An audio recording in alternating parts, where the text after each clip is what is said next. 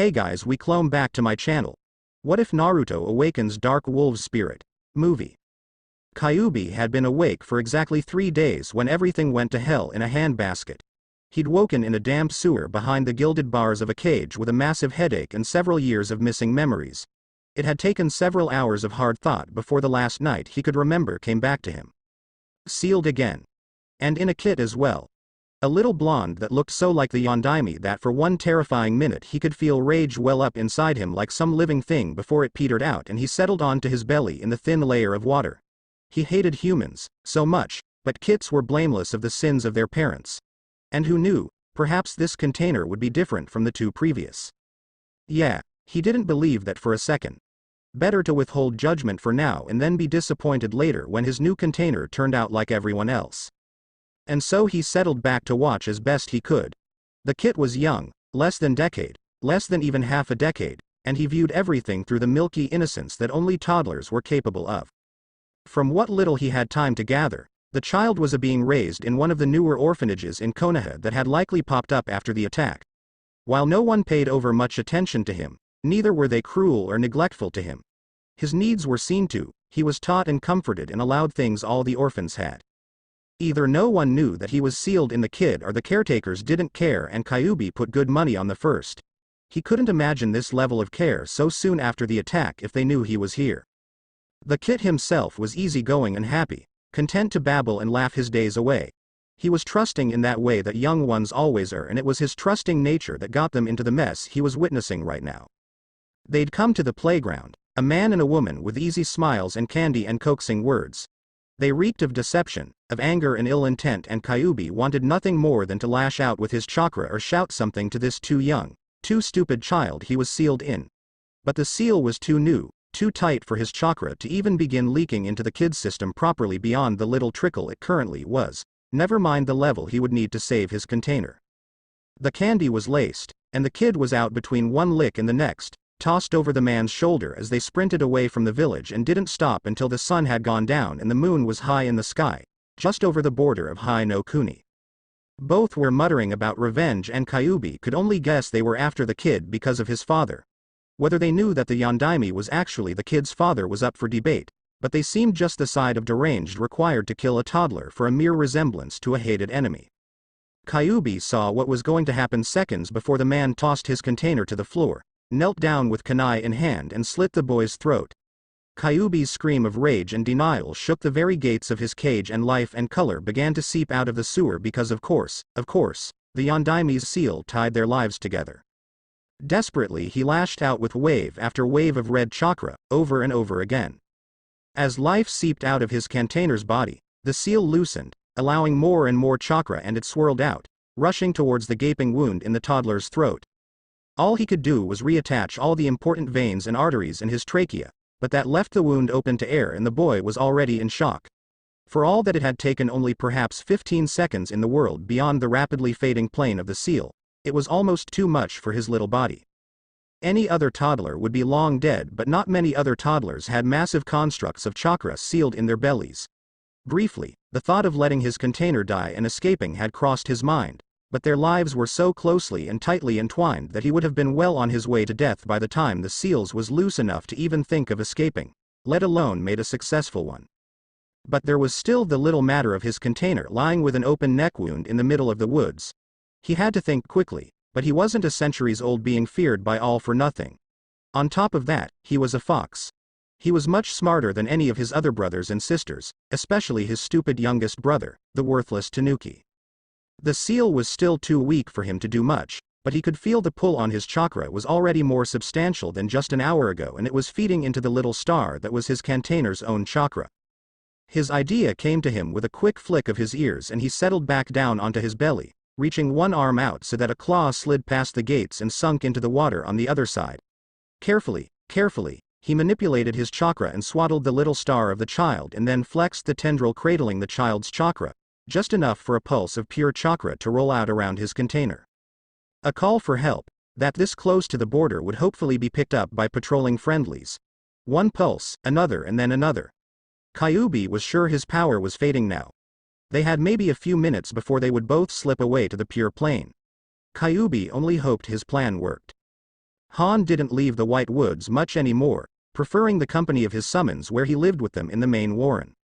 Han was not the only person who chose to live among the wolf summons of the White Woods, and so most of his things came from the other resident summoners. Occasionally, however, the urge to wander struck him, or he needed money to get something that the other summoners didn't have access to. And so he found himself on the border of Hai no Kuni, having wrapped up a few easy bounties, the form of his personal summons loping easily beside him when he felt it.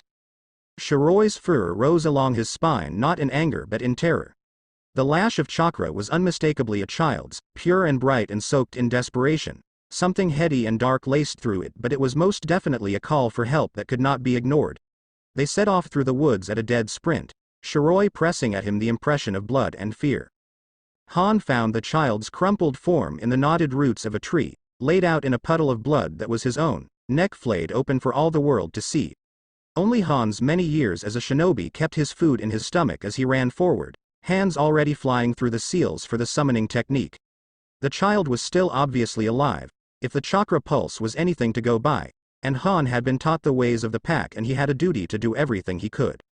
In a puff of smoke there were 3 more wolves, 2 with black pelts shot through with gray and 1 with fur of white like his own Shiroi. The wolves were quicker on the uptake than Han had hoped, and the air filled with warm healing chakra as the white wolf placed a delicate paw on the small chest.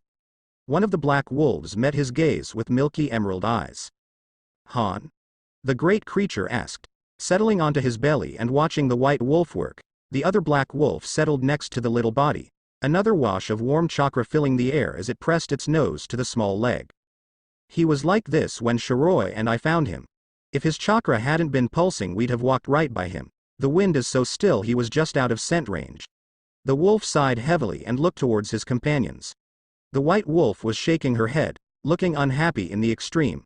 She'd managed to heal the gaping wound in his neck, leaving a thick line of ropey scar tissue, but beyond that they weren't sure. Grandmother? The aged creature asked, and the other black wolf opened her eyes, heaving herself to her feet and looking weary. It's not good, grandfather. Without intervention, he won't make it more than a few more hours, even with Petal's help. Something has kept him alive this long, something tucked into a seal on his stomach, but what exactly it is I can't tell. However, it can't support the boy much longer. The only conceivable way I can see of saving the boy is. You can't mean the life bond. Han choked as Shiroi's gasp cracked through the clearing like lightning. He's just as likely to die from it as he is his wounds. The wolf called grandfather leveled him with a quelling look, and Shiroi sank back. Better to attempt the bond and give the pup a chance at life. If not, better to snap his neck here as an act of mercy. Shiroi, cowed, settled on his belly at Han's side. The mere thought of taking the life of a child, even in an act of mercy, was antithesis of everything they'd ever been taught. When no one else raised any objections, grandfather raised himself to his paws with a sigh. Then let us depart at once. I have just the wolf in mind. Approximately 8 years later, age 10 years, 10 months. Naruto. Seiji. It's time to come in for the night. Han leaned out of the cabin's window, Malfuine puttering in the kitchen behind him as she wrapped up dinner's preparation before ducking back in to finish setting up the table and counting to 10 under his breath with no little amusement. Sure enough, as he recited the last number, the door burst open with the sound of scrabbling claws, deep chuckling and raspy laughter. Hans smiled as Shiroi gave the other room a long-suffering sigh as Sakura, Malfan's companion, smiled indulgently as boy and wolf tumbled over each other in a race to get inside. Naruto had successfully come through the ceremony that tied his life force to one of the wolf summons of the White Woods and had stayed with them since, playing and learning and, perhaps most importantly, healing. While much of the time had been light and happy, the first year or two had been hardest, as Naruto was adjusting to the new home, his new companion, his new biology and the loss of his voice. Naruto had been a child used to talking, to filling the air with chatter and stories.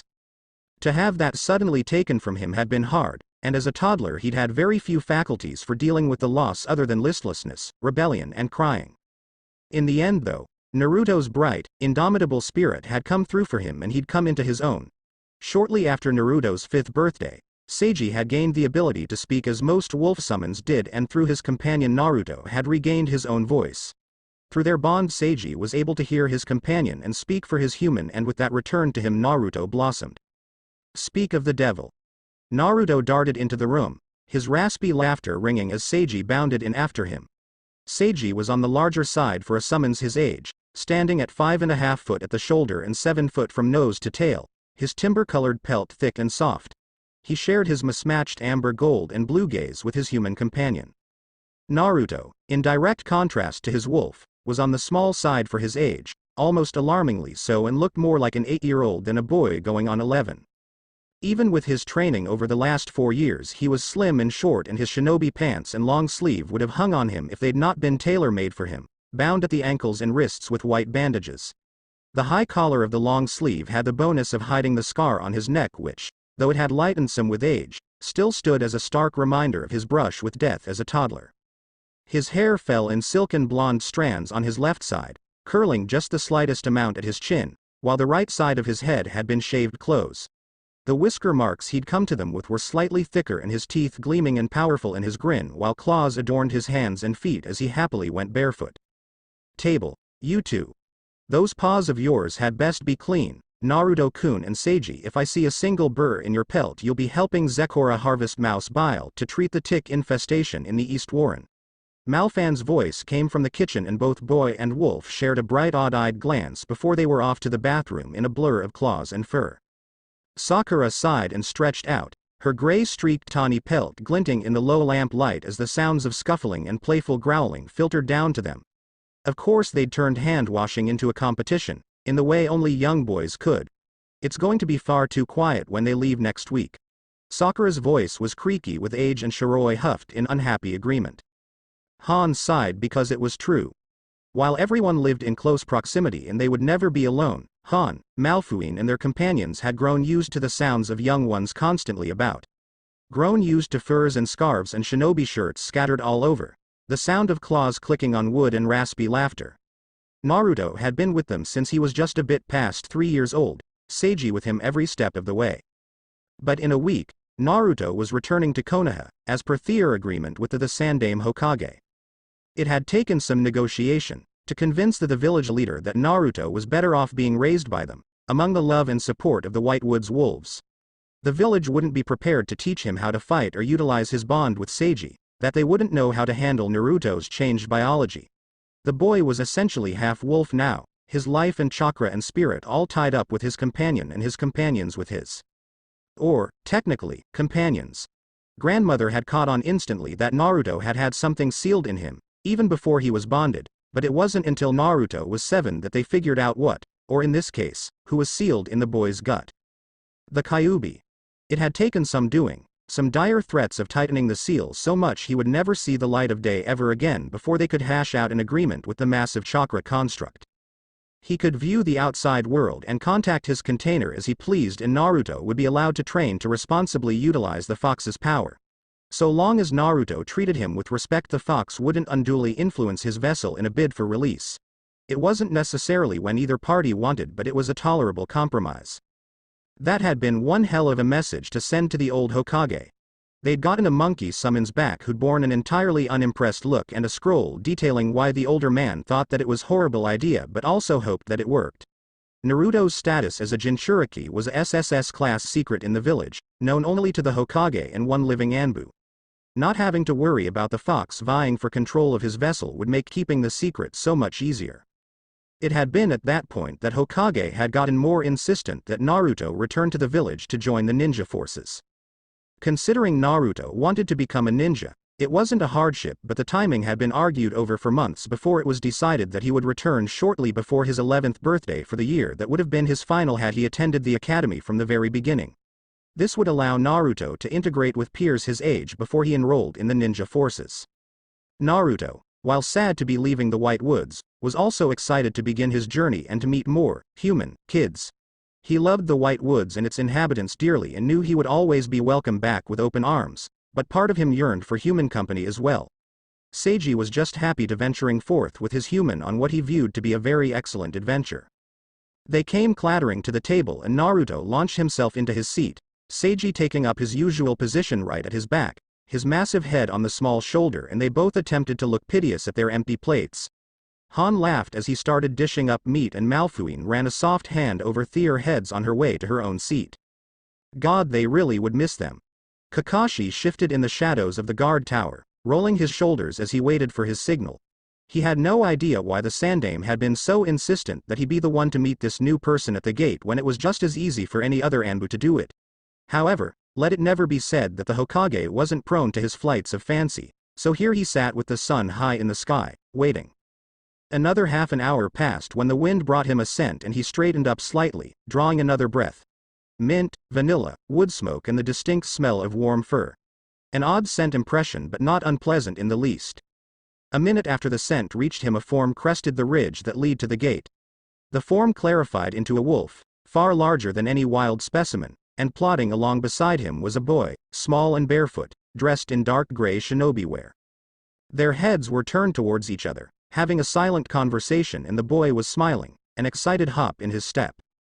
Now that they were drawing closer to the gate, Kakashi got an even better look at them.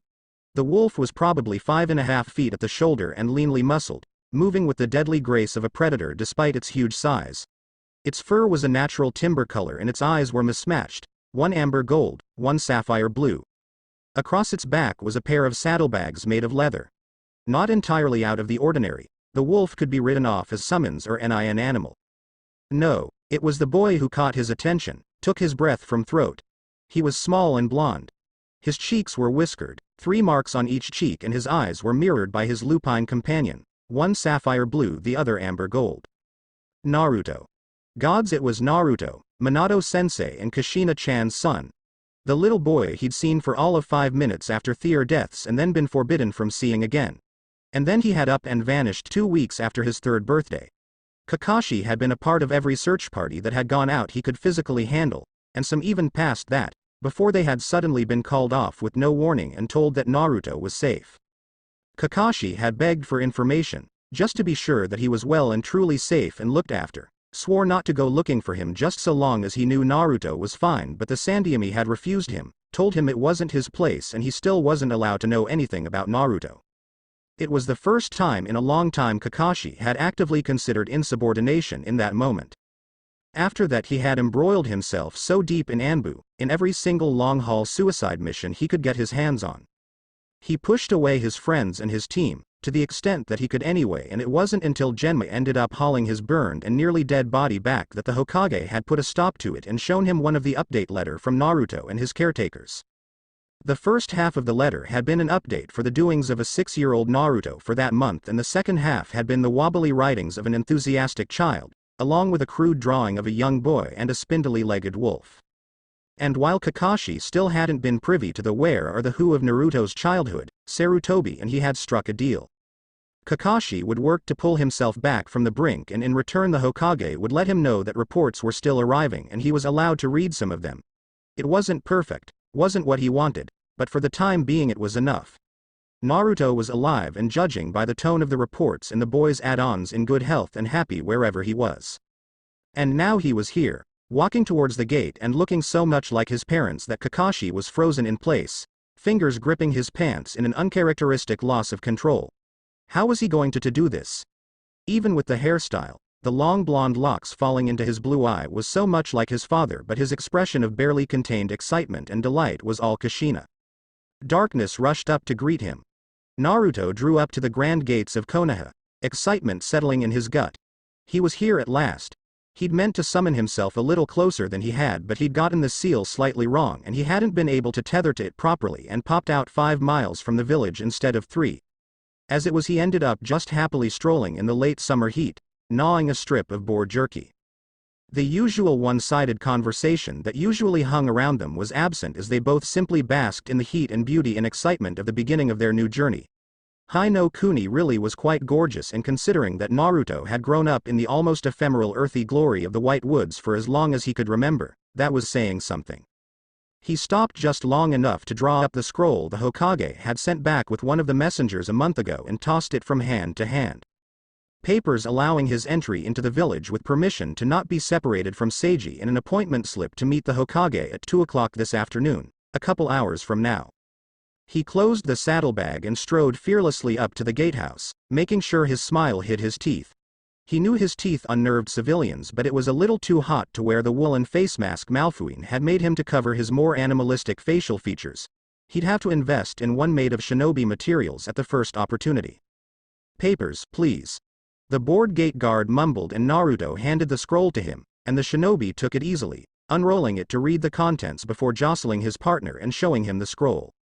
They nodded and the partner got up and headed out a door in the back of the gatehouse while the original guard rolled his scroll back up and handed it to him with a small smile. Everything looks in order. Kotetsu has just gone to get the escort. Hokage-sama has left to accompany you until your appointment. Seiji sidled up closer and the guard's eyes widened. To be fair on the guard, Seiji was as tall as most men at the shoulder and he fairly towered over Naruto. An escort? Is that normal? Obviously the guard hadn't dealt with large talking wolves overly much because his eyes widened and a warm bubble of amusement rose in him and he tucked his head into soft fur to cover his smile. Sakura had often teased him as being incapable of being serious for any length of time. Not unusual but also not standard practice. Since you're young and new to the village but shinobi trained, it'll be in Anbu for now. They'll show you to your inn and help you locate anything you need before your appointment. Seiji and Naruto exchanged looks before shrugging. An Anbu tag along wasn't an issue or anything. It's not like Naruto was here to cause issues or spy. Izumo, call another Anbu. Hound is not feeling well, so someone else will have to escort him. Both guards traded glances, but before they could go about it, there were 3 blurs and 3 masked shinobi appeared before them. One wore a white and red boar mask, the second wore a white and green bear mask, but it was the last that got his attention. He was slightly taller than average and built broad, but it was his mask that caught their combined attention. Gold with blue stripes, in the shape of a wolf. The irony, of course, was not lost on Naruto, but he didn't dare move. Something about the wolf Anbu was dangerous, even more so than the boar and the bear. Even not directed at him, the man screamed alpha and Seiji pressed himself in at Naruto's back, a comforting rumble in his chest. Naruto and Seiji were pack betas, through and more than happy with it. Betas were protectors and providers in the pack in the greater ecosystem of the White Woods. Naruto would lead his own personal pack of summons and precious people as a leader, but he would never be an alpha. He didn't have the drive to kill that personified an alpha. Of course, that said, hierarchy in the pack had nothing to do with anything beyond instinctual comfort for certain jobs. Any alpha, beta or omega could do whatever they wanted. No one was going to tell an omega summons that they couldn't be a fighter or a tracker, or tell an alpha summons that they couldn't heal or teach pups. But this guy was more alpha than Han or grandfather. Almost as alpha as Snow, the boss summons. He smelt of clean still water, damp, warm earth, soft wood and ferns. Like a forest after rain in late spring, and even just standing there he oozed an easy and deadly grace. It was only Seiji at his back and his own will that kept him from tilting his head in the instinctual greeting of one lower down on the totem pole. It had been something that had taken years to get used to have the instincts of a wolf all tied up in the body of a human. Luckily, having it from age 3 onward had taken a lot of the work out of it. Bear, boar. Wolf looked at his comrades. Help Hound to medical and then stay with him. He doesn't leave that room until I say he can, through any means necessary. There was a subtle humor to his statement that burst across that back of Naruto's tongue like citrus, and he pulled his shields in around him tighter, berating himself. He shouldn't be getting any emotions from anyone but Seiji and Kurama if he was actually holding his shields like he was supposed to.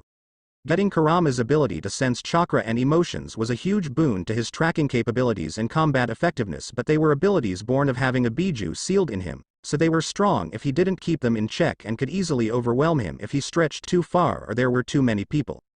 As the 2 Anbu turned to do as commanded and the 2 gate guards returned to their seats, Naruto found himself pinned by the wolf-masked man. As for you, since your original escort is indisposed, I'll be your escort for the day. Wolf's voice took on a much brighter tone and Naruto wasn't too proud to admit confusion. His whole body had changed, loosening into an easy slouch, his scent profile shifting to include the sweet scent of lilac. It was like getting slapped in the face with beta suddenly, and the shift threw them both off, Seiji pressing at him an impression of unease and alertness. Naruto quickly bowed his head in greeting and threaded his fingers in Seiji's pelt, pressing the words at his companion. That would be awesome, Anbu-san. Sounds like a great way to spend the day. Seiji's baritone rumble filled the air, syrup-sweet sarcasm dripping down his throat, and Wolf gave them both a thumbs up, waving them over and either not registering the sarcasm or ignoring it. Naruto moved away from Seiji and the summons crouched down slightly, allowing the small boy to launch himself onto the broad back, sinking fingers into the thick rough. Settled fully, Seiji rose back up and looked towards the escort they'd acquired. Lead the way, Anbu-san. Wolf watched his charge with a calm but assessing eye. He'd known all about this boy for the longest time. Now that he was commander of the Anbu, he was fully aware that the little kid perched on the giant wolf was the Jinchuriki of the Kyuubi no Kitsune. He was also fully aware that he was the container and not the demon, and he had stood by the Sandame's choice to keep that choice under wraps. He could only imagine what would have befallen him had he not. As it was, he still barely made it out of toddlerhood. It was the boy's disappearance that had led to the decommissioning of his predecessor. Apparently he'd known that foreign shinobi had been after the boy and had delayed the rescue response because he'd thought to rid the village of a threat that he thought only he knew. Sandame had made quick work of the man afterwards, and Wolf had been given the gold mask and the reins. And while he'd been busy with events over the last couple of years, what with Kumo almost making off with the Hyuga heiress, the slaughter of the Uchiha clan by one of their own, and the whole mess with Orochimaru, Wolf had been kept up to date by the Sandame on the boy's progress. Wolf knew that the boy was a censor, though to what degree had never been disclosed in the monthly reports. He knew that his life was entwined with his companion and vice versa, and the effects on his physicality. That he was rendered almost completely mute from physical trauma that not even the Kyuubi could heal, and Wolf shuddered to think what trauma was so severe that not even the strongest of the Biju could heal it. That he would be an excellent striker if paired with another frontline combat teammate, and that this style heavily utilized both his companion and other summons. That's what he knew from the bullet-pointed footnotes. From the letters he knew the boy was kind and loved people and took genuine delight in meeting everyone he could. That he liked his tea creamy but bitter, and that coffee was a secret vice of his. That although he liked dango and takoyaki, if you gave him ramen you were a sage as far as he was concerned. He liked orange and green and everything soft, from silks to fur and everything in between. That he was a budding fuinjutsu specialist, with a frankly terrifying knack for exploding tags and sealing scrolls. Wolf was excited, honestly. He'd heard horror stories about unbalanced Jinchuriki from other nations, who had issues with their seals or their Biju or their villages or some combination thereof. He'd heard the stories coming out of Suna, where they were dealing a partial transformation every few months. Had seen just as many orphans turn out awful as good. Whatever trauma that had led to his mutism and the necessity of the bond between he and his summons had certainly been awful, but the boy had obviously come out stronger for it on the other side. He shook himself as he turned back towards the village, watching their reactions. Many of the civilians did double takes at first glance of the trio, but, having lived in a ninja village, were willing to shrug it off as the usual shinobi nonsense before greeting them and going on their merry way. Shinobi nodded or shouted greetings, not even pausing on their way. So far they'd gotten lunch, stopped to get Naruto a mask, which was now pulled up ot the bridge of his nose, covering his whiskers and teeth, and had attracted the attention of at least a dozen separate Inuzuka and their companions. That had eventually culminated in Sume Inuzuka and Kuromaru meeting with them just outside the administration building. Wolf watched as the two pairs squared off for a moment, gazes solid but muscles languid. Feeling each other out, just like dogs meeting for the first time. He watched with fascination as a few minutes passed before Seiji crouched down before Kuromaru and Naruto bowed to Sume, showing just a hint of his neck to the women, earning him a fierce but contented grin and a hand in his hair. They shared a few quiet words that not even Wolf's enhanced hearing could pick up, and Naruto beamed at her as Seiji heaved himself back up. Sume scuffled a hand through his hair and waved goodbye before leaving with her partner, leaving Naruto and Seiji to lock eyes. Something bright and easy had settled in Naruto's gaze as he turned towards his escort, indicating he was ready to continue on to his meeting. Feeling like he'd missed something big happening, and also like he really wasn't meant to understand what had passed between them, Wolf led the way to the Hokage's office, his charges at his heel. Hiruzen Sarutobi sat at his desk and sighed, smoke billowing from his pipe as his thoughts raced around in his head. Naruto had just left his office, his ever-present companion at his back and Anbu Tiger in accompaniment as they headed towards the inn that Hiruzen had set up for them. Their meeting had been informative, for lack of a better word. Naruto was a sweet boy, just like his father had been at that age, and he was only too happy to answer questions about his time in the White Woods or his training or his desire for his life in Konoha. To settle down and establish a pack, A family he had explained with a smile that was so like Minato's that Hiruzen felt almost sucker-punched for a moment, and become strong so he could protect all those precious to him. Honorable goals, and an excellent desire for the life of a child raised as an orphan. Not to mention a better turnaround for Konoha's Jinchuriki than Hiruzen had ever hoped. He'd hoped, by keeping the secret of Naruto's status, only revealing it to the boy after he had passed the true genin exam, that Naruto would love the village enough to be willing to learn to use the fox's power to protect them. And while he didn't love the village, not yet, he was more than willing to form strong and lasting bonds with them and apparently already had a fair grasp on the fox's power. Setting aside his pipe, he unrolled the scroll that Naruto had handed him. It was a letter from Naruto's primary caretaker, Han, mostly detailing his desires for Naruto to be happy, whether that was in the village or in the White Woods. A recounting of belongings Naruto had brought with him or that had been provided for him and a listing of documents sealed in this scroll.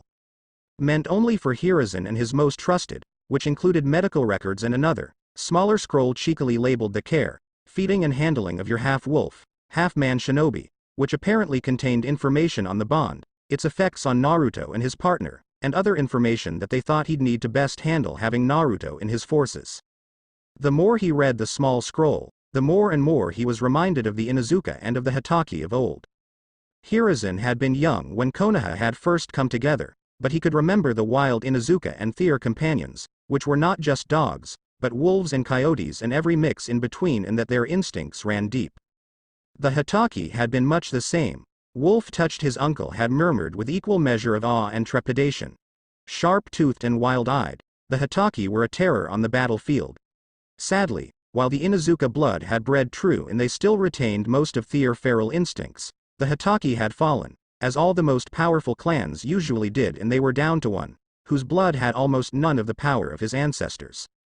That wasn't to say Kakashi wasn't a strong ninja in his own right, and gods and demons knew that Tsukumo had fought with a fierceness that spoke of his clan's old blood, but it was nothing like the Inuzuka and certainly nothing like what this scroll was describing. He'd have to think on the implications of this. His original plan had been to give Iruka guardianship of the boy until his graduation, but now he was of the mind that an Inuzuka, someone who could understand Naruto's altered instincts and channel them, give him the grounding he would need, would be the better way to go. Iruka was a good, kind boy and powerful in his own right, but Hiruzen doubted he would have it in him to follow some of the instructions written in the guide. While it was unlikely Naruto would live with the Inuzuka, Han had mentioned the wolves and their summoners had sent Naruto with enough money to secure his own permanent lodgings and support him for a good while. He would still need an adult to handle his paperwork and money and serve as a point of contact for him. And if Commander Wolf was to be believed, Naruto had already met several of the Inuzuka today and got on well enough with them. That would bear thinking on, and he resolved himself to have the matter settled by the next day. Re-rolling the scrolls and resealing all the documents that had come with them, Hiruzen looked out of his office window, puffing away at his pipe as the sun began its slow crawl behind the trees. He couldn't help but think that things were about to get so much more interesting with Naruto back in the village. Naruto rose with the sun the next morning, slipping into his new singlet with attached mask and his ringmail shirt, foregoing his shinobi gear, opting instead for black shorts and a deep green t-shirt with a white paw print on the back. After his conversation with the Hokage yesterday, Naruto was excited to get the lay of the village after his daily training. He wouldn't be able to get a start on house hunting until he had a guardian, a stipulation for any ungraduated academy student in the village, but that didn't mean he couldn't explore. He knew he had an Anbu guard on him, so if he was needed back in the office it would be easy to get a hold of him. He ran his claws through the side of his hair that was long before smoothing his palm over the short side, settling any wayward spikes from his sleep. Seiji was grooming himself in the corner, his pelt well on its way to gleaming again as Naruto contented himself with digging in the saddlebags for another scroll, rolling it out to peruse the contents idly. Channeling his chakra to 2 fingers, he pressed them to each seal, the contents popping up in a small cloud of smoke. 2 cans of black tea, a wax paper bundle of jerky, a loaf of bread and a jar of cherry preserves. He could wait another hour or 2 for the restaurants to open, but already he could feel his stomach cramping in hunger. Damn his metabolism, which was elevated by both Kurama and the bond. He'd swear half the scrolls he ever carried on him were food. Gathering up his goods, he went to the table and snapped the butcher's twine holding the wax paper closed. He gathered up half the jerky and half the bread and deposited it on the other side of the table for Seiji and then settled himself down to eat, ignoring the mocking look his companion was leveling at him. Jerky for breakfast. Malfouine would kill you, you know that, right? Why can't we have something else? Like eggs? Despite his complaints, the wolf sidled up to the table and began eating his portion in quick, neat bites. Because if I don't eat now, I'll chew your ear off during our spar and eat that instead. Nothing will open up until after we've finished training anyway. The Bond prickled with amusement and Naruto grinned at his partner. Breakfast passed in companionable silence and soon they were done. Naruto pulled up his mask and grabbed his thigh holster, set the privacy seals on the saddlebags and scampered out the door and up the wall of the inn to the roof. Is there something you need, Uzumaki-san? Naruto and Seiji turned to see a purple and white rabbit-masked Anbu watching them intently. The Anbu's chakra and scent were placid and at ease and Naruto gave them the equivalent of a smile, broadcast with his eyes and brow. We're off to find somewhere to train. Know where we should go, Rabbit-san? Rabbit watched them a bare second longer before pointing to the east. Training grounds 10 to 19 are reserved for academy students to practice on. At this time of the morning you'll have your pick of them. Naruto and Seiji shared a grin, bid goodbye to Rabbit, who slunk into the background to follow them at a reasonable distance, and set off over the rooftops. Luckily, roof running was basically the same as tree running and Naruto happily sunk into the thunk-tap-scratch rhythm of their limbs as they ran. Beside him, Seiji was fluid and content, matching Naruto's odd but sinuous four-legged sprint. Thunk-tap-scratch. Pads of his hands taking his weight on the landing, pads of his feet settling under him, scrape of his claws as he launched forward. Thunk-tap-scratch. They weren't going fast, it was warm-up, not a sprint, but it still only took 5 minutes to reach the entrances to the training grounds that had been pointed out to them. They debated a minute, looking at the signs with maps used to describe each training ground's terrain, before settling on Training Ground 12 and set off down the path. Training Ground 12 was a large clearing with the center dominated by a deep pond, which is exactly what Naruto wanted today. While he was decent at water walking, he needed to work at water sparring with multiple opponents. Han had told him it wouldn't be considered mastered until he could last 30 minutes against his whole pack, which was 7 other opponents. Content that he had picked a good spot. Naruto drew to a stop, pulled down his mask, bit his thumb and flashed through the familiar seals of the summoning and slammed his hand against the ground. 6 clouds of smoke and a sea of excited voices heralded the arrival of the rest of his pack, and they soon found themselves pressed by a knot of many-colored pelts and bright eyes. Naruto's personal pack was still small and would likely be for some time. Most White Woods summoners' personal packs topped out at around 25 wolves that were their go-to wolves to call upon, but it took years and years to reach that point. Han, who was in his mid-30s, still only had a personal pack of 17 wolves. Counting Seiji, there were 8 in Naruto's pack, though he was ahead of the game because they had Willowtail, a healer. Beside Willowtail and Seiji there was Fu, Bolt, Talpapi, Coriel, Crag and Echo Song. Crag and Seiji were the largest. Echo Song and Talpapi were twins and Fu was his messenger, as she was the fastest, all long legs and sleek tan fur. All of them were younger wolves, under the age of 50, and Naruto was their first pack. They would live with him once he'd acquired a place in Konoha, but for now they were forced to live in the White Woods and wait for his call. After all, an inn was no place for 8 wolves and a boy. They pressed around him, checking his scent and making sure he was happy and in good health. For all that he was pack leader, he was still subject to the wolves' strong protective instincts, perhaps especially so, and he greeted them all equally with small hands in fur and brushing cheeks. Eventually the greetings were finished and they all fell into the normal routine of warm-up stretches and exercises as the sun rose higher and higher, eventually breaking the tree lines and giving them enough light to properly spar. Exercises done, they agreed upon the limits of their spar and headed for the water at a sprint. Sasuke Uchiha liked to think that he was the most powerful student in his academy class. To an extent, it was true. He trained far more than any other, day in and day out, driven by his desire to kill that man and avenge his clan.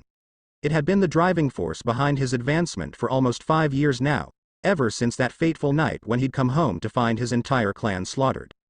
Every man, woman and child laid slain, and Sasuke himself had not come out unscathed, having suffered under that man's Tsukuyomi. So every day he woke just past dawn, ate a cold breakfast and left his apartment looking over the abandoned Uchiha district before heading for the training grounds reserved for students.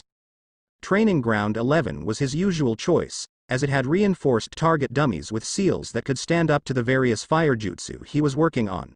Training Ground 11 was also usually quiet until about mid-morning, as no other student usually came to train until well after the sun was up and the village was awake.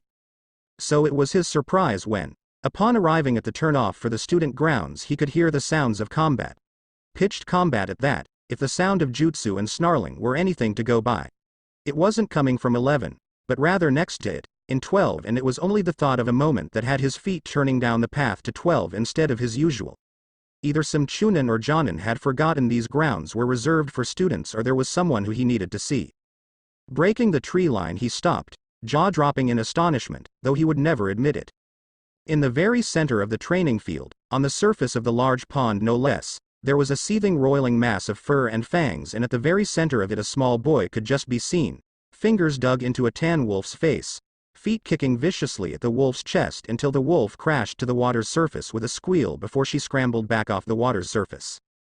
The boy sprang away, hands flickering through seals before he jumped up and exhaled a huge gust of wind at the wolves, sending a white, black and peach dapple-coated one clear off the pond and into a tree.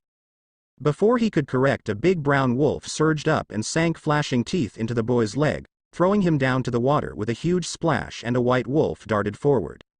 Sasuke watched in horror as the white wolf latched his teeth on the boy's throat as the brown wolf kept a hold on his leg.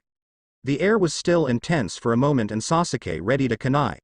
He may not like most people, but he wasn't about to let some kid get savaged by wolves in the middle of a training ground in the village. However, before he could dash forward to help, the boy reached a hand up and tapped the white wolf's shoulder 3 times, and suddenly everything broke. The wolves released their holds and the boy sprang up, rubbing the back of his neck in embarrassment even as his leg bled sluggishly and voices filled the clearing because the wolves were talking. Talking wolves meant summons. He remembered his mother talking about summons when he was younger. If the boy had summons, then he must be quite powerful. Most genin couldn't perform summons, and the boy wasn't wearing a forehead protector, so he must be a student still. That much power at that age, the boy looked barely 8 years old, was staggering, and he needed it. Striding forward, and this was the second impulsive choice made in such short period of time, the wolves and boy clocked him before he made it more than 20 feet past the tree line, but he didn't let their intense gazes deter him. He drew even with the boy, making sure to loom over the shoulder, ignoring the big timber wolf at his shoulder. Teach me. Naruto stared at the other boy, keeping his odd-eyed gaze placid and non-confrontational as he took him in. Tall for an academy student, so almost certainly in his final year, pale skin with dark hair and dark eyes. He smelt of ash, ink, steel and ozone, building storm outside the armory, and his chakra flickered bright with an almost dizzying combination of anger and determination. But under that there was something else, dull with age and repressed. Desperation and fear and loneliness lanced through the otherwise bright chakra like craggy spiderwebs. You feel that, Seiji? Naruto caught his partner's gaze out of the corner of his eye and felt an answering impression of understanding. There was something there, but it wasn't something to be mentioned in passing conversation. So Naruto made a choice in that moment because he'd seen something like this before. This boy reminded him of Tama. Tama, who'd been a sweet Omega of 15, newly joined with a strong summoner. Tama, who'd been summoned out with the rest of a personal pack. And Tama, the only one of 25 to come back, the only thing to show for the battle wounds and a missing eye and a faded name on the summoning contract. Tama, who had gone nearly wild for such a long time, desperate for revenge or an answer to why he was without his summoner and his pack, the only remnant of them his summoner's old headband. That had been when Naruto was 7, as he was just beginning to gather his own pack. He and Seiji had seen him, freshly reverse summoned to the White Woods, several healers working over him in a desperate effort to save his life. It had taken a long time and a lot of stubborn people, but eventually Tama had settled, had folded back into the pack, but Naruto knew that his thirst for revenge still simmered low in Tama, even as he moved forward and found a mate and raised pups with a battered Suna headband covering his missing eye. This boy reminded him of Tama. Let's start from the beginning. 2 days later, and Naruto lay in the dirt next to a panting Sasuke, the pack laying around them in the early afternoon sun. Sasuke was a lot of fun once he loosened up and felt like he was making any kind of progress. While Sasuke wasn't able to join him on the water just yet, Bolt had been teaching him to tree walk and Sasuke was able to join them for spars on solid ground.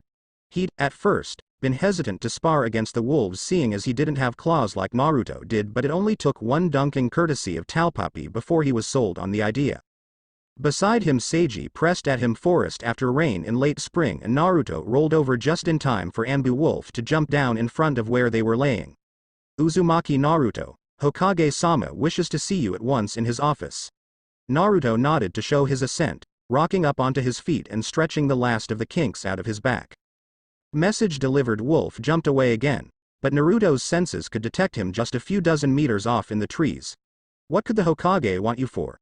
Sasuke had clambered up as well and was looking at the other boy with sharp dark eyes. He's probably settled on our guardian until we graduate.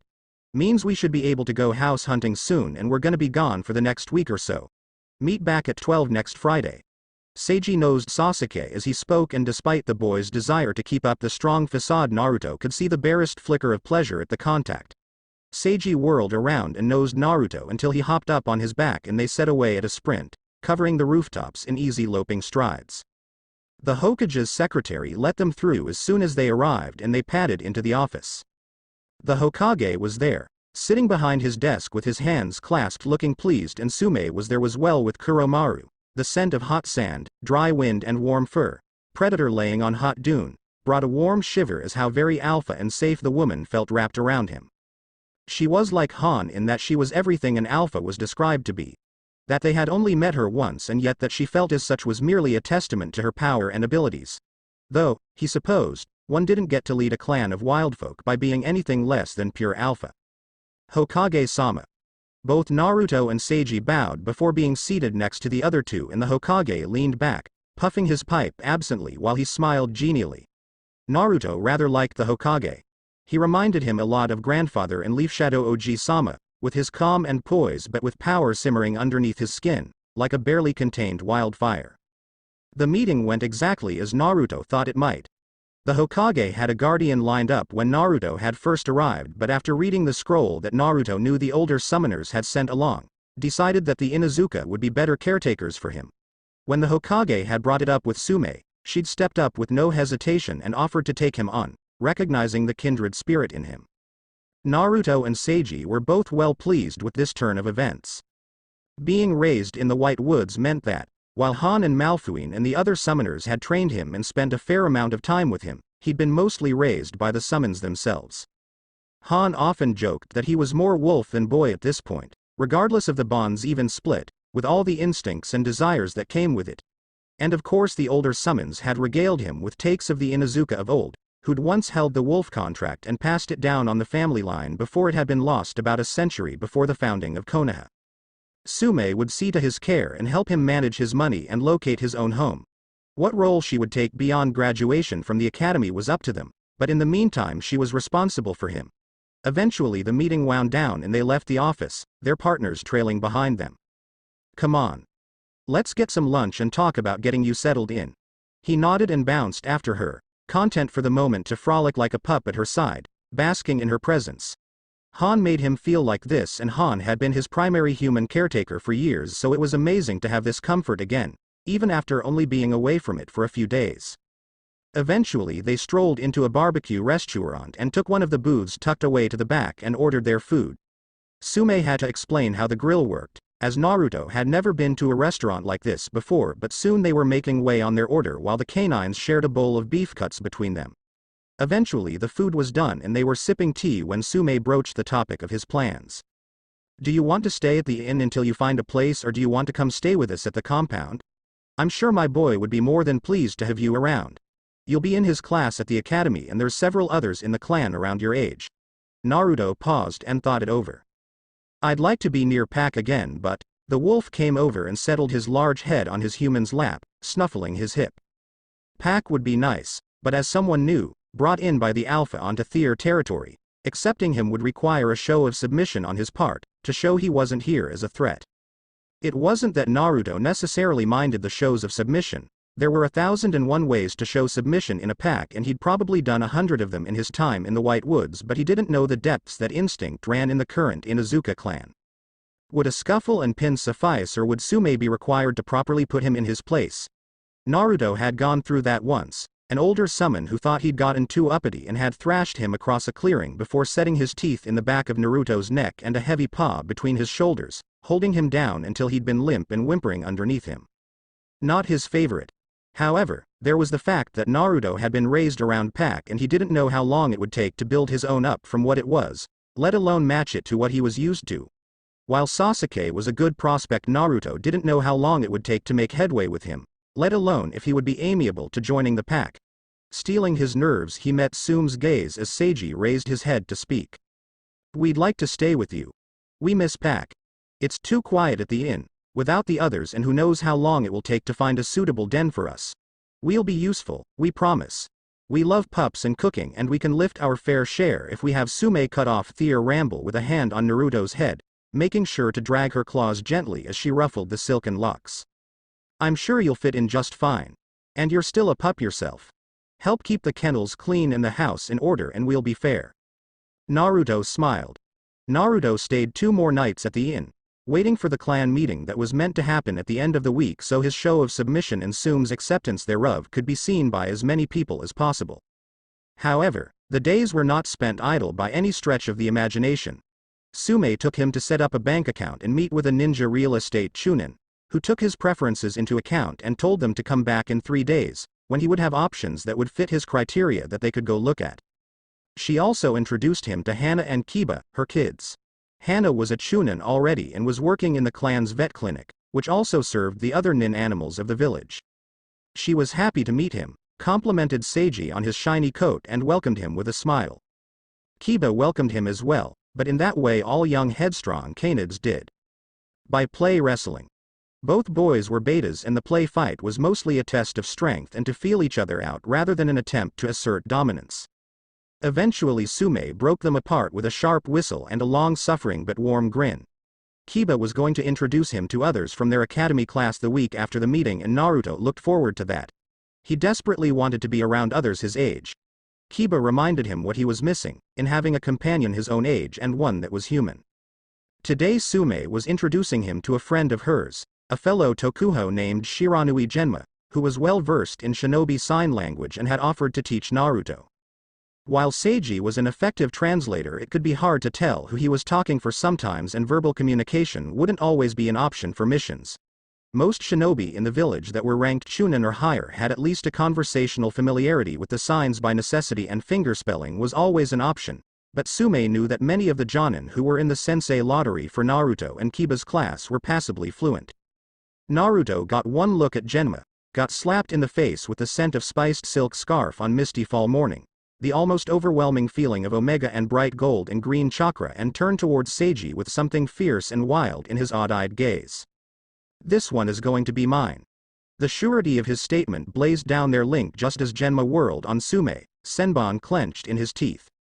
"Watch this one, Sume, because I'm going to steal him from you. Keep you dirty mitts off my new pup, Shiranui. You got 3 of your own, you don't need to go poaching one of mine."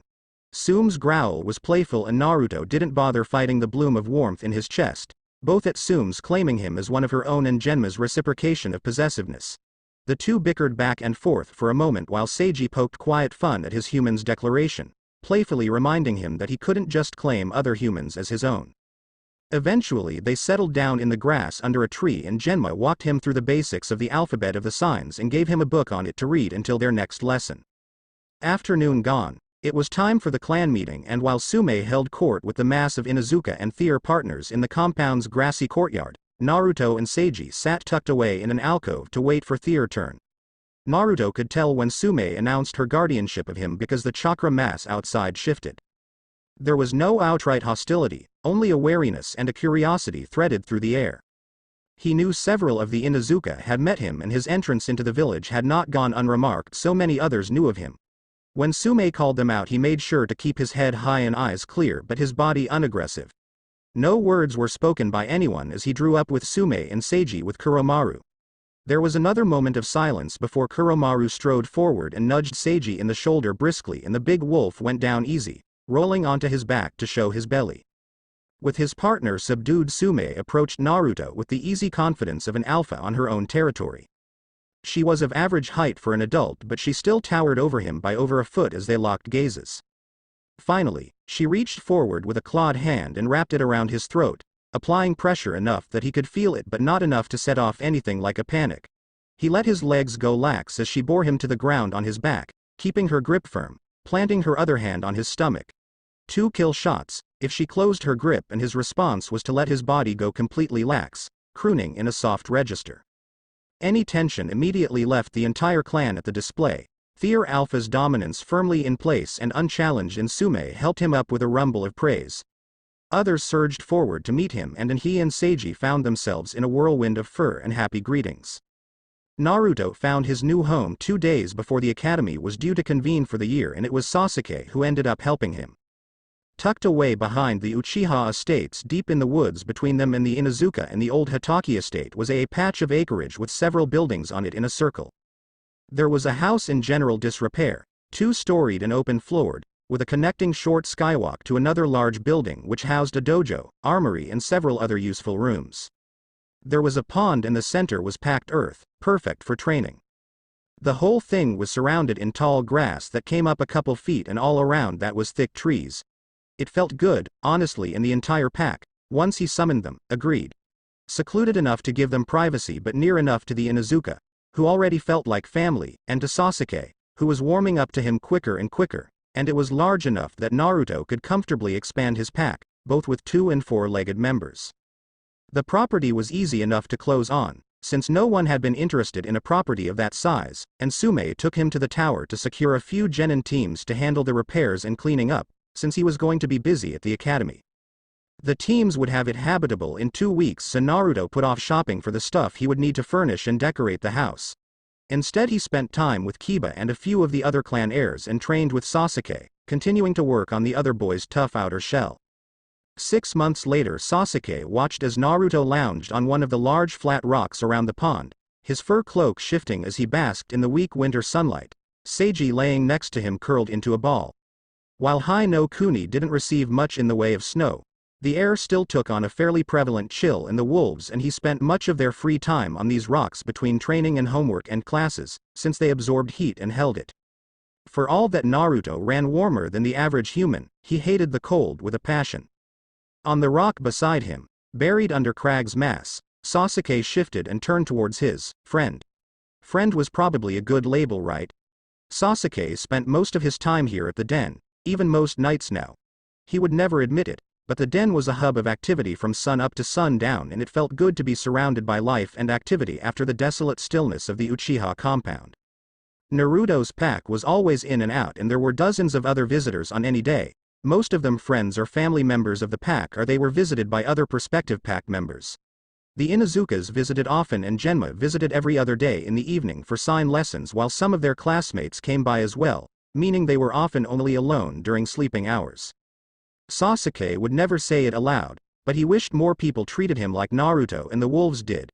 For all that Naruto was wild and energetic and thrived off of physical affection, he seemed to have a natural understanding for Sasuke's emotional boundaries, and when he could get away with pushing them and when he needed to back off and give him space. It was a skill very few people had yet to master. It had been difficult, even infuriating at first, to see how much he improved just by having a training partner instead of training on his own. It was a lot different sparring against another living being than practicing katas or beating up training dummies. Genma, Sume and other Inuzuka teens were always willing to give them exercises to help with speed or endurance or flexibility or something else. Sasuke had almost forgotten what it was like to have someone looking out for him, and he wasn't looking to let go of that feeling any time in the near future.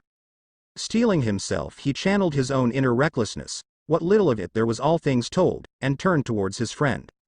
"Are you looking for a roommate?" Sasuke blurted out, then his face in Crag's chocolate fur, desperate not to meet Naruto's gaze after his out-of-character question. Seiji uncurled from his ball, and Naruto looked up from under his cloak's hood, their odd-eyed gaze like a physical presence on Sasuke's back. What do you mean a roommate? You know someone else who's looking for a place to stay? I mean, we have plenty of rooms, but I meant me, idiot. Wolf and Boy huffed at the insult, but their eyes portrayed their confusion with the conversation, and Sasuke felt something cold creep up on him as his courage left him. Had he overestimated his welcome? Was Naruto's concern and camaraderie as shallow as everyone else's and he had simply just assigned more meaning to it because he was lonely?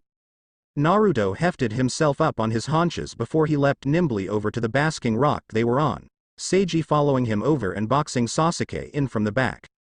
Crag changed places with Naruto and Sasuke found himself pinned in place. In that moment he despised Naruto's comfort and complete disregard for appropriate physical boundaries because he was sitting on Sasuke's lap, clawed hands on slim shoulders, his stupid big blue and amber eyes looking sad and confused. With Naruto perched in his lap and Seiji at his back he couldn't leave, couldn't escape without dumping the smaller boy off the rock, so he cast his eyes away, tucking his chin into his own jacket to hide his paler than usual face. Sasuke were confused. Why would you need to ask if we're looking for a roommate? You already live here. Sasuke whipped his head up, looking between the two of them with wild dark eyes. What do you mean? I don't live with you. Naruto huffed and thunked his head on top of Sasuke's, a quiet whine of exasperation rattling in his chest. Sasuke, we can count on one hand with fingers left over the number of days you've gone back to the Uchiha compound in the last month. We did laundry the other day and found like 6 pairs of your boxers. And we know they're yours because all of yours have either cats or tomatoes. Seiji's rant was cut off at Sasuke's yowl as both boys went tumbling to the ground off the rock, scuffling as Sasuke tried to cut off any more embarrassing information and Naruto laughed, the familiar raspy sound ringing in the clearing of their home. Eventually they rolled to a stop, Sasuke pinning the smaller boy under him, both glowing contentedly and with a little physical exertion, and Sasuke let his head drop onto a small shoulder as Seiji settled onto his belly near them. We didn't think we needed to say it, 'cause you're always going on about how smart you are, but I guess we can say it. Naruto turned his head and nipped Sasuke's ear in gentle reproval for his idiocy. Your pack, Sasuke, and pack stays together. Moron. He tacked on for good measure and Sasuke huffed a laugh, rubbing at one slim wrist with his thumb. Idiot. Unlike Sasuke or Genma or even Kiba, Sakura came to Naruto and Seiji of her own volition one day as spring was creeping back into the village. Seiji was sprawled in the shade of a cherry blossom tree on the cusp of bloom. Sasuke leaned against him eating from a bento while Naruto lay curled against his side with his head on Sasuke's hip, a strip of jerky hanging between sharp teeth as he teetered in and out of awareness. Sasuke's thigh tensed under him and brought Naruto out of his daze, and he grabbed the jerky out of his mouth and heaved himself up, locking gazes with the girl that had cautiously approached them. Sakura was wicked smart, Naruto knew, and from sparring he could tell she'd be frighteningly strong if given the proper direction. He also knew that, outside of meeting with Sasuke's fan club, she was very lonely. He could feel it in her chakra, a sick gray tinge to otherwise bright minty green. He yawned and gave her a sleepy smile, Seiji not even bothering to lift his head as he puffed out a greeting. Hello, Sakura. Need anything? Sakura hovered a few feet away, her own bento clenched in her hand. Would you mind if I joined you for lunch? Sasuke shifted unhappily beside him and Naruto huffed, butting his head against his shoulder under the guise of flopping against the taller boy in his exhaustion. Sasuke disliked his fan club for the same reason he hated many other people, because they treated him as if he were on some strange pedestal, not like he was an actual person with his own wishes. Naruto, however, had no compunctions, and he could tell she really was just driven by the desire for company, so he patted the ground in front of him and turned to give his friend a telling look. Sasuke rolled his eyes a moment later and threw his free hand up, setting his bento down. Fine. He scowled and then nodded his hand in the back of Naruto's long-sleeve shirt and pulled him back down to lay with his head on Sasuke's thigh. Sleep, idiot. If you pass out in class, Iruka-sensei will kill you. Sume will as well, if he tells her. Naruto grumbled good-naturedly before curling up tightly, more than willing to use his friend as a pillow before he was asleep between on breath and the next, Sasuke's familiar scent lulling him into an easy doze. The quiet was awkward for a few minutes as they both ate silently before Sakura spoke up, setting her can of tea aside. Is he all right? He's fine. Spent the night fussing over some stupid tokuho instead of sleeping, the idiot.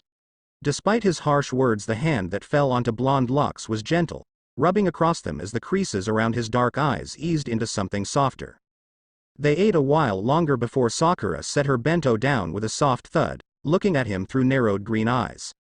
I don't see it, she exclaimed, pointing accusingly at Sasuke, though she was considerate enough to keep her voice pitched low enough not to wake Naruto. What are you talking about? He hissed, not appreciating the gesture or her tone. I don't see what those girls see in you. Sure, I mean, you're strong and objectively you're nice to look at, but you're too pretty and you're kind of a jerk. Sasuke's hackles raised and he just held himself back from shouting, unwilling to wake Naruto. You're like the queen of the fangirls. You can't. I just at a rare loss for words. He watched as Sakura rolled her eyes and took another sip of her tea. Yay. No, I only hang out with them because they're a good source of gossip and it's kind of expected. I mean, do you see what they do to poor Hinata because she doesn't fawn all over you? I don't have time for that. She shook her head in disgust. They're too easy to trick. A little screeching and some false adoration and they fall over themselves to be around you.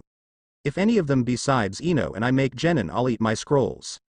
She grinned, showing far too many teeth, and behind them Seiji grumbled in delight at the predatory look. It makes them underestimate me. All they expect is the weak, useless fangirl, the civilian playing at being a ninja who might make chunin and then disappear into the library or requisitions. They'll never expect it. And, if I do it right, I'll be the last thing they'll ever see. Sasuke fought the thrill of fear and excitement at her tirade, and Seiji's tail was a wag as turned to look at them. Naruto is going to love her. True to Seiji's prediction, Naruto was enamored with Sakura. She was, in turns, reserved and regal and then wild and vicious. She was more open with her physical affection, and Sasuke got used to walking into the converted sunroom turned Naruto and Pack's bedroom to see the two of them curled up in the obscene amount of silk and fur and bedding. She didn't stay over every night, her parents not happy with the idea of her staying unsupervised with two preteen boys, but she managed most nights through pure stubbornness. She spent a lot of time with Willowtail, learning healing and herbs, and after she learned to imbue her strikes with chakra, she was only allowed to spar with the biggest summons or the boys after an incident with Bolt that had left Bolt with a broken tail and Sakura spending days and days apologizing. She even joined Naruto and Sasuke for lessons in sign, and, even though Genma spent her first few lessons playfully complaining about having to teach an extra brat, she quickly became his quickest study. Before long it was like Sakura had always been there. Her scrolls and extra dresses were scattered everywhere in the house. One of the studies in the secondary building had been converted to a library for her, and there was floral-scented soap in the bathroom on the second floor. Graduation was a week away and the three of them may or may have been freaking out. Naruto was worried about them being split and what that would mean. Sakura was worried about her physical scores after years of holding herself back, and Sasuke, though he would never admit it, was worried about getting a decent teacher instead of someone who was going to fall all over themselves to help the great Uchiha-sama and impede all the work they'd done together. And so they trained, running over tactics and the academy basics and their extra credit jutsu and theater sparring, their practice taking them from the end of class until well after dusk. Laying in the dying sun next to Sakura, Sasuke watched Naruto ink careful lines for one of his custom tags, tongue poking out of the corner of his mouth. Sasuke shivered. He'd been on the receiving end of some of Naruto's more inventive tags before, and he didn't envy whoever was going to end up on the receiving end of those that he was creating now. Sasuke had sat in on one of Naruto's Fuinjutsu lessons with Leaf Shadow Oji-sama, and he'd made it all of 30 minutes before he gave it up as a bad job and left Naruto to it. He'd stick to Kenjutsu once he found a teacher. Hey Naruto? The boy looked up, ink smudged through his whiskers and eyes inquisitive as Seiji moved, ready to translate. Why don't you talk? I mean, you make noise and stuff, but I don't think I've heard you talk once all year. Sakura asked, and Sasuke sat up, curious as well. He'd never asked before because he figured it was something sensitive, like the massacre was for him, but Sakura had a way of bullying through their carefully constructed defenses, even more than Naruto did. Boy and Wolf shared a look before Naruto sighed and set his brush down, heaving himself up to his feet and walking over. As he approached, he shed his long sleeve and his leather-backed ringmail, leaving him in his sleeveless singlet with the attached mask. He came to sit in front of them, completing their little circle. He looked tired, older than his years as he sat in front of them, clawed fingers playing with the fabric of his mask before he sighed heavy through his nose. When I was 3, I was kidnapped from the village by Iwa shinobi. I never figured out exactly why. I don't know everything that happened, because they'd knocked me out, but one of my rescuers was able to tell me what happened. He shifted, obviously discontent, but willing to continue. They took me over the border, into Kawa no Kuni, slit my throat and left me to bleed out in a copse of trees. Sakura gasped, hands covering her mouth as tears brimmed in her eyes, and Sasuke felt bile rise in his throat, color leaving his face. Naruto pulled down the mask and neck of his singlet to reveal the ropey scar that covered his neck. Sakura flung herself forward and wrapped around him, and Sasuke, for once, refused to let his usual reservation get in the way of assuring himself that one of his few precious people was okay, and he pressed in, circling his fingers around a slim wrist to feel the steady pulse. Han and Shiroi found me, and they were able to summon one of the White Woods' best healers, and she saved me from bleeding out, but, well, the shock would have killed me if grandfather and grandmother hadn't approved the use of an old forbidden technique that tied my life to Seiji. Pedal was good, but nothing could have completely repaired my throat. She kinda sorta fixed my voice box, so I can talk a little, but it hurts, a lot, and anything above a certain volume opens old wounds. So Seiji speaks for me, and Genma Ni has been teaching me to sign, so I have that as well. And I have you guys. His eyes were watery as he burrowed into Sakura's neck to hide his tears, and Sasuke tucked himself along his back. Seiji curled around their heads protectively. They lay there for a while, both stunned by the show of trust Naruto had shown them in telling the story, despite the fact that it obviously upset him still, years later. Sasuke girded himself and he tucked his own face into Naruto's locks. When I was 7, my brother killed my entire clan. I came home from the academy to find the entire Uchiha district littered with their bodies. He drew in a shuddery breath. He hadn't spoken of the massacre since it had happened, though he thought of it often. Naruto spun around to bury himself against Sasuke's chest, whimpering low and sad, and Sakura settled a hand in his hair, not moving but grounding him. There's a power that the Sharingan has after you reach the second level of the higher power. It's called Tsukuyomi, and it traps you in a genjutsu so strong only the caster or a master medic can break it.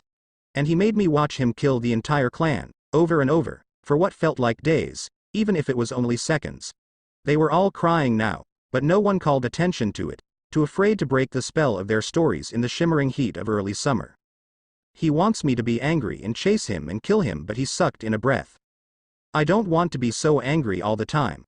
I want to avenge my clan, to put their spirits to rest by laying the head of their murderer in front of their graves, but I don't want to go back to the way I was. I like being happy again, even if it's not all the time. The confession was whispered into the still air, cracking with regret and sorrow and old guilt, and the dam burst as the rest of the pack came to circle around them in silent support. Sasuke cried for his lost clan and his lost innocence and the guilt of wanting to move forward while ghost haunted his every step. Naruto cried for his brush with death and the very obvious pain of his packmate. And Sakura cried for her two boys, too young and with too much on their shoulders and in their pasts, and she made a silent vow that they would never be alone again, any of them, so long as she still drew breath. In the last light of the early summer sun, a vow was made that resonated in 3 hearts but would be felt throughout the elemental nations for years to come. The morning of the graduation exam dawned bright, early and loud as the den came to life in the warm gray light of pre-dawn. They squabbled over who got to shower first and what to have for breakfast, fussing over whether or not everyone had their weapons and their materials for the extra credit portion and if their clothes were pressed and armor ready. The pack wove in and out and throughout the house, worked into a fever pitch by the combined nerves of the 3 pre-teens. Eventually, though, they filed out of the house just past 7 in the morning, stomachs full and equipment ready. Arriving at the academy, they weren't the only ones there early. Kiba, Choji and Ino were already there, deep in conversation, and Naruto could feel Shikamaru, Shino and Hinata approaching at a steady clip from the north. In deference to the multi-part test and everyone that needed to take it, the graduation class started earlier than the other classes for the day, and by the time the yard was filling with younger students, the class was sitting in their desks, attention turned towards Iruka and Mizuki. "Good morning, class." Iruka's voice silenced them instantly beyond a returned greeting, and he grinned at them warmly. "Today is the day that determines whether or not your hard work pays off and you join the ranks of Konoha's shinobi. I have faith in you all." Naruto liked Iruka a lot. "Your test today is in 4 parts, with an addition 5th optional section after the fact. You will have a theoretical test, a test of your accuracy, a test of your skills in taijutsu, and a test of your skills in ninjutsu. You will also have the option to perform up to 3 additional techniques, which will allow us to better place you on teams and give us a preview of your capabilities, after the ninjutsu portion of the exam. Only those who pass the initial 4 portions of the test and received Their Hitai 8 will be allowed to participate in the 5th portion, and the 5th portion is not mandatory after receiving your Hitai 8. Does everyone understand?" After he received room-wide affirmatives, he pulled up a sheath of papers, looking down at the top one. For the theoretical test, we will be assigning seats and there are rules to prevent cheating. There was a few grumbles here, mostly from civilians, Naruto noted, but Iruka silenced them with a glare. Any use of dojutsu is strictly forbidden, and so with that anyone with an active dojutsu or the potential to use one will be seated up front. Uchiha Sasuke and Hyuga Hinata, seats 1 and 2 please. Aburame Shino, use of your Kakaitsu is also strictly prohibited. Please take seat 3. There was some shuffling as those seats in the next 15 were filled. Use of ninkin and other in animals is also strictly prohibited. Inuzuka Kiba and Uzumaki Naruto, please send your partners to the front of the room. They may rejoin you after all papers are collected. Kiba, you'll be in seat 20. Naruto, you may stay in your current seat. Kiba looked unhappy as he set Akamaru on the ground and Naruto gave Seiji a rub between the ears and both went down to sit next to Iruka. Akamaru jumping up to sprawl over Seiji's back. Sume had warned them about the fact that they'd be separated, as in previous years students had used and animals to glean answers from neighbors. The last of the students were assigned seats and then Mizuki went around, passing out the test and 2 pencils each. You will have 90 minutes to answer these questions to the best of your abilities and you may only use the writing utensils provided. If you complete the test before the time is up, flip your tests over, raise your hands and wait for the test to be collected. Once your paper has been picked up, you may pass the remaining time quietly. Are there any questions? No? Good, you may begin. Instantly the room was filled with the sound of scratching pencils and shuffling paper. Naruto got stuck mostly on the history questions, as he only had this year's review to go off of, but the rest was easy. Han and Malfuin had made sure he knew how to read and write and figure, and the questions about logic and tactics were interesting to him.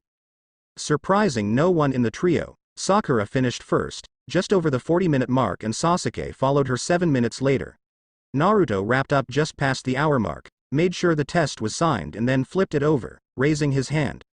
Mizuki collected his test and Naruto went into his hip pouch to pull out a Fuinjutsu book Leaf Shadow Oji-sama wanted him to read so they could move on to next level of barrier seals. A little while later Iruka clapped his hands together loudly in the room, drawing everyone's attention to him. Pencils down please. Well done, all of you who have handed in a completed test. If your test is still in front of you, please gather your belongings and leave the classroom, as I'm afraid you will not be continuing on with the test for this rotation. 6 people were shown out of the classroom, their faces a myriad of expressions ranging from anger to depression and even one of relief. For those of you who remain, please gather your things and make your way to the target range outside. Kiba, Naruto, you may reunite with your partners. Sakura and Sasuke waited for him at the front next to Seiji and Kiba joined them on their way out. The target range was an array of stations, each with a large log clearly labeled with 3 rings with points assigned, the center being 5, the second largest 3 and the largest being worth a single point. Each station was occupied by a chunin with a clipboard. Iruka drew up in front of the large knot of students and gave them a grin. This is a test of your accuracy. You will be allowed to use any combination of 30 kunai, shuriken and senbon. The score range is 150 points max and minimum 30 points. Landing outside the target awards no points. You must achieve a score of at least 120 to move on to the next portion of the exam. As there are 68 of you, we will be splitting you into stations. Listen for your name and station and then proceed there. Your proctor will tell you when you may begin. Naruto and Seiji were assigned with 10 civilians to Station 4 and he was first up. What'll you be using? Uzumaki. 10 kunai, 5 shuriken and 15 senbon. He signed and the proctor's pen paused before he gave him a grin. Good shape on those signs, though watch the hook motion when you sign kunai, or you'll end up signing attack instead. Naruto signed his thanks for the correction, as he still had trouble with some signs thanks to his small hands. Okay, you're good to go. Naruto fingered his weapons for a moment, took a deep breath to line up, and threw. Score 135. Uzumaki Naruto, pass. Back of the group please. Naruto bowed to his proctor and went with Seiji to the back of the grouping of students. Flopping down into the sun, a score of 135 was respectable as far as he was concerned and put him in good standing for the house bet that meant dinner for the week was on the line. The accuracy test was over quicker than the theory test and they watched as 11 more hopefuls were failed and escorted away from the group. Everyone. Naruto popped up to give Iruka his attention, Sakura and Sasuke pressed in on either side of him. We're going to have the taijutsu portion of the exams and then we'll have an hour and a half break for lunch, followed by the ninjutsu and bonus sections. Please, make your way to taijutsu fields behind the academy. The southern taijutsu fields were 6 large circles pressed into the tight-packed earth and reserved purely for the graduating classes to practice on, as the circle sizes were taijutsu competition regulation. The proctors from their accuracy test were met with 6 more shinobi wearing Konoha standard uniforms, a few of whom Naruto recognized. You will be split into 6 groups and assigned a circle. You'll be facing off against volunteer Tokubetsu Jonin, who are here on their own time to help administer this test today. Please give them your respect. There was a loud moment of the students greeting and thanking the Tokuho before Iruka called for their attention again. To pass this portion of the exam, you must last 10 minutes in combat against one of the volunteers. You also succeed if you achieve a ring out, a knockout or a technical knockout. You receive double points if you achieve a submission. Ninjutsu and genjutsu is forbidden, but ninkan, and animals, dujutsu, weapons, non-lethal poisons grade 3 or lower, and any internal chakra-based body modifications, bar active regeneration, are allowed. Beside him, Sakura made a quiet noise of delight and Naruto dug clawed toes into the earth in anticipation. They're giving us a lot to work with, aren't they? A civilian murmured beside them and Sakura turned towards them with a grin. It's because of who we're facing off against and the time limit. Kiba huffed in agreement behind them. Ma says it used to be 3 minutes of pure taijutsu, but a bunch of subpar people kept passing because the time was so low, so they made it way longer and against tougher people and gave us abilities to offset it. Dad says it also lets them see if there's abilities the students have that aren't showcased in the other portions of the test. 10 minutes against Tokuho though. Troublesome. Shikamaru was sprawled on the ground on the other side of Seiji, apparently already worn out by the day's exertion, and Naruto rasped a laugh. Shikamaru was another person Naruto had liked from the get-go. For all that he was so lazy it almost hurt, he was intelligent to a scary degree and quick on the uptake. Naruto was called to Circle 3 with Sakura and Hinata as well as 3 civilians. Their Tokuho was familiar, at least to Sakura and Naruto took in the familiar scent of well-worn leather and ink mixed with the even more familiar scent of spiced silk scarf on misty fall morning, and he threw away all sense of propriety, bouncing forward with a wave. Rado senpai. Seiji's cry was met with a muted grin. Rado was always more reserved with his smiles despite all his easy humor, but his cream-colored chakra took on a golden hue of happiness. Wolfbrat. Here to get your tail handed to you? Or are you finally going to stop trying to steal Genma from me? They responded with a playful growl, ducking under Rado's hand that came up to rub at his hair. Rado was always lamenting Genma's propensity for bringing home strays, and there was a running joke bet amongst the Tokuho on who would succeed in adopting who first. Back in line, Wolfbrat. I'll deal with you in a bit. Sakura, it's good to see you. They danced back in line as Sakura waved and smiled at him as Rado turned towards the group. You all have 5 minutes to stretch. Your order will be Hamura, Aiko, Haruno, Hyuga, Uzumaki and Seato. Everyone remember the rules. Good. Your 5 minutes starts now. Naruto and Sakura immediately dipped into the quick stretch exercises Sume had taught them months ago, and Seiji stretched each of his limbs out and then his back. Once time was called, Hamura stepped into the ring and the others crouched around the outside, cheering her on. Hamura's fight was good and she lasted the whole 10 minutes, though it had obviously taken a lot out of her because she came to them panting and sweaty, accepting a bottle of water with a wheezy thanks. Aiko's fight was, comparatively, embarrassing. 3 minutes in and Rado grabbed her ankle and tossed her, a move that should have been easily correctable. Instead she went barreling out of the ring and was disqualified. She refused to meet anyone's gaze as the proctor directed her to leave. As Sakura sprang to her feet in excitement, Naruto gave her a grin and squeezed her hand. No mercy. He signed and she favored him with a smile that was all teeth, and he could feel her minty green chakra surging and roiling with determination. Watching Sakura fight was a treat. She was all grounded strength and sharp jabs, aiming to disable, to shatter bones and shake teeth loose. The first time a chakra-enhanced strike found its mark, instead of being caught in a block, she buried her foot in Rado's kidney, and Naruto felt some deep part of him purr with satisfaction at the look of stunned disbelief that flashed across the Tokuho's scarred face. She lasted the whole 10 minutes, springing back as the proctor called time, flushed with pleasure and exertion and breathing just that little bit harder. Rado was smiling and panting lightly, rubbing where she'd gotten the kidney shot in as Hinata stepped forward for her turn. As Sakura returned to his side, Naruto gave her a high five, eyes shining with pride and amusement. "That's my girl, Sakura." She blushed prettily at the praise and accepted the bottle of water Seiji nudged her shoulder with. It had taken a little while to settle on a name sign for her, but Sakura liked Blossom, which she insisted was better than Sasuke's sword or, heaven forbid, Genma's hen name sign. In the ring, Hinata had forced Rado to the edge of the ring, her taijutsu quick and fierce, even without the addition of the usual chakra emission to close his tenketsu. He pivoted quickly, sliding behind her, and it was only her quick thinking that kept her in the ring after a punishing blow between her shoulder blades. They weaved between each other, fighting back towards the center of the ring, and beside him everyone was cheering Hinata on. She was sweet girl, incredibly shy, but she was silk-covered steel, and he was pleased to see flashes of that as she fought. She would make an excellent kunoichi if she was given some encouragement and attention. Hinata, too, lasted the requisite 10 minutes and received much praise as she exited the circle. And then it was Naruto's turn, and he stepped into the ring, settling onto all fours, muscles rippling under his clothes. Seiji settled near the edge of the ring, crouched low, ready to leap at a moment's notice, and the proctor called the match to start. They circled, trading a few feints, feeling each other out.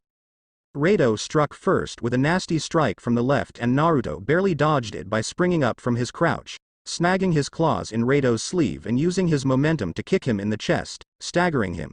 He capitalized on the bigger man's unsteadiness, darting forward to deliver a clawed strike just under the protection of the vest, nose twitching with the barest hint of copper as white claws came away tipped red. The style of taijutsu Naruto had been taught involved quick brutal strikes, utilizing claws and fangs, usually tipped with chakra, aimed to maim, disable and kill. Claws tipped in lightning chakra into nerve clusters rendered limbs useless, while fire-tipped fangs opened wounds and left them burned open. Gut, throat, kidneys and limbs. Hit any of them in just the right place and Naruto could shorten or end a fight with just a bit of chakra. Naruto's pleasure was brought short as the other man drove his elbow into his back, dropping Naruto to the ground, and a hand latched into his shirt, tossing him. Seiji intervened, snagging him out of the air and setting him down before the wolf darted forward, his human behind him. Seiji hit Rado like a bullet, 3-inch fangs sinking into the man's shoulder, and his body twisted, dragging the man down under his furry bulk.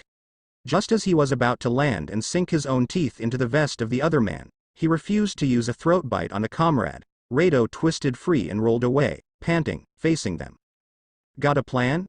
Seiji asked, and Naruto hummed, pressing the images at his partner before he reached into his hip pouch, pulling out 2 vials. One he opened and tipped into Seiji's mouth, and the other he poured over his fingers, hissing a little. 5 minutes. With half-time called, Seiji shot forward again and Rado sprang up, only to be met with a clawed strike to the back of his calf. It wasn't enough to draw blood, but it was enough to unbalance him so that Seiji could surge up and set his teeth in the man's leg, contorting his body again for another toss. While Rado was able to right himself again, he stumbled drunkenly as he landed and his arms shot out to steady himself. Naruto rumbled his pleasure. Yarrow toxins mixed with a few other things for a fast-acting poison that unbalanced and disoriented. Well, at this strength anyway. There were 2 more strengths available to him, and the last would kill his opponents. With their opponent knocked unsteady, they moved forward again as one unit. Naruto kicked out with a clawed foot, talons dragging bloody furrows in Rado's leg, and Seiji set his teeth in the man's vest, gave one last heave and tossed the man clear of the ring. Time. Winner by ring out. Uzumaki Naruto and Seiji at 7 minutes and 38 seconds.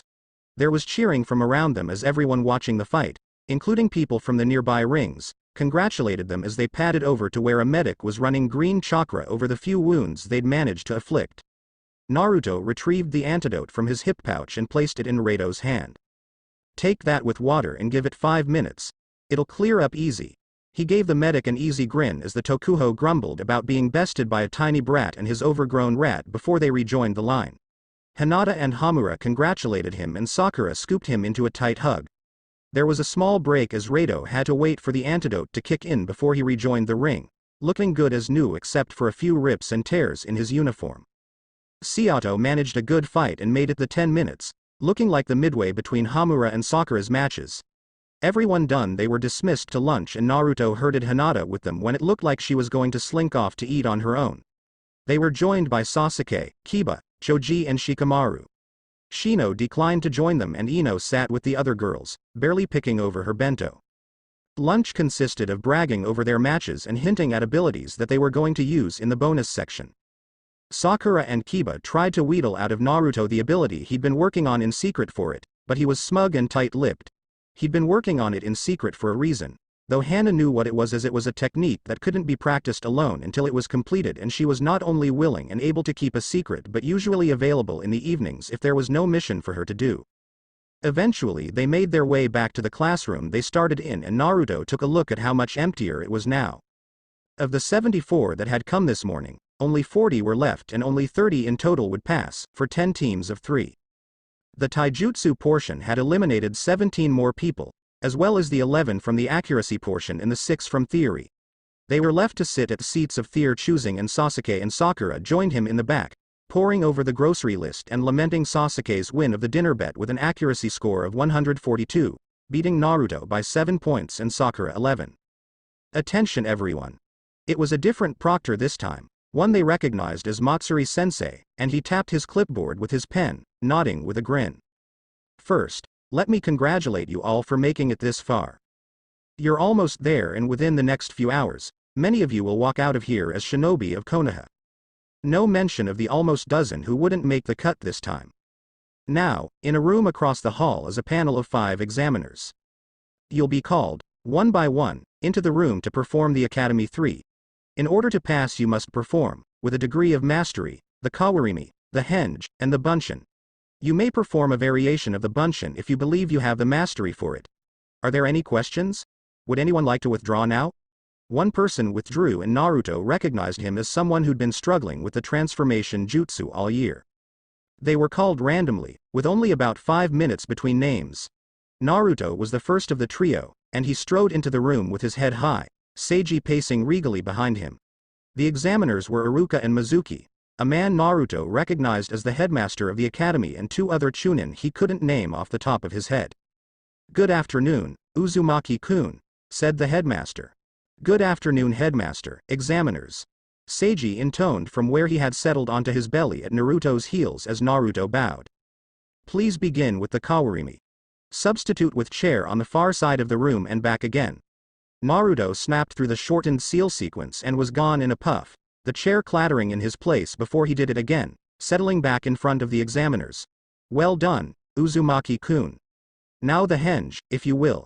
Anyone we might recognize from in the village. Naruto didn't need more than the ram sign for this one, and in a puff of smoke Sume was standing in his place, hands on her hips and cocky grin on her face. Human-based Henge were useless to Naruto, as he was still mute, but he was passable at inanimate object Henge as well, and in this case they were just looking for his proficiency in the ability.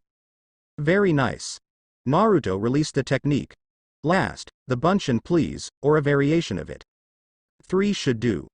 Naruto nodded, brought his hands up in the cross seal, and reveled in the look of shock on the faces of the examiners as 3 puffs of smoke appeared next to him, revealing 3 perfect clones of himself.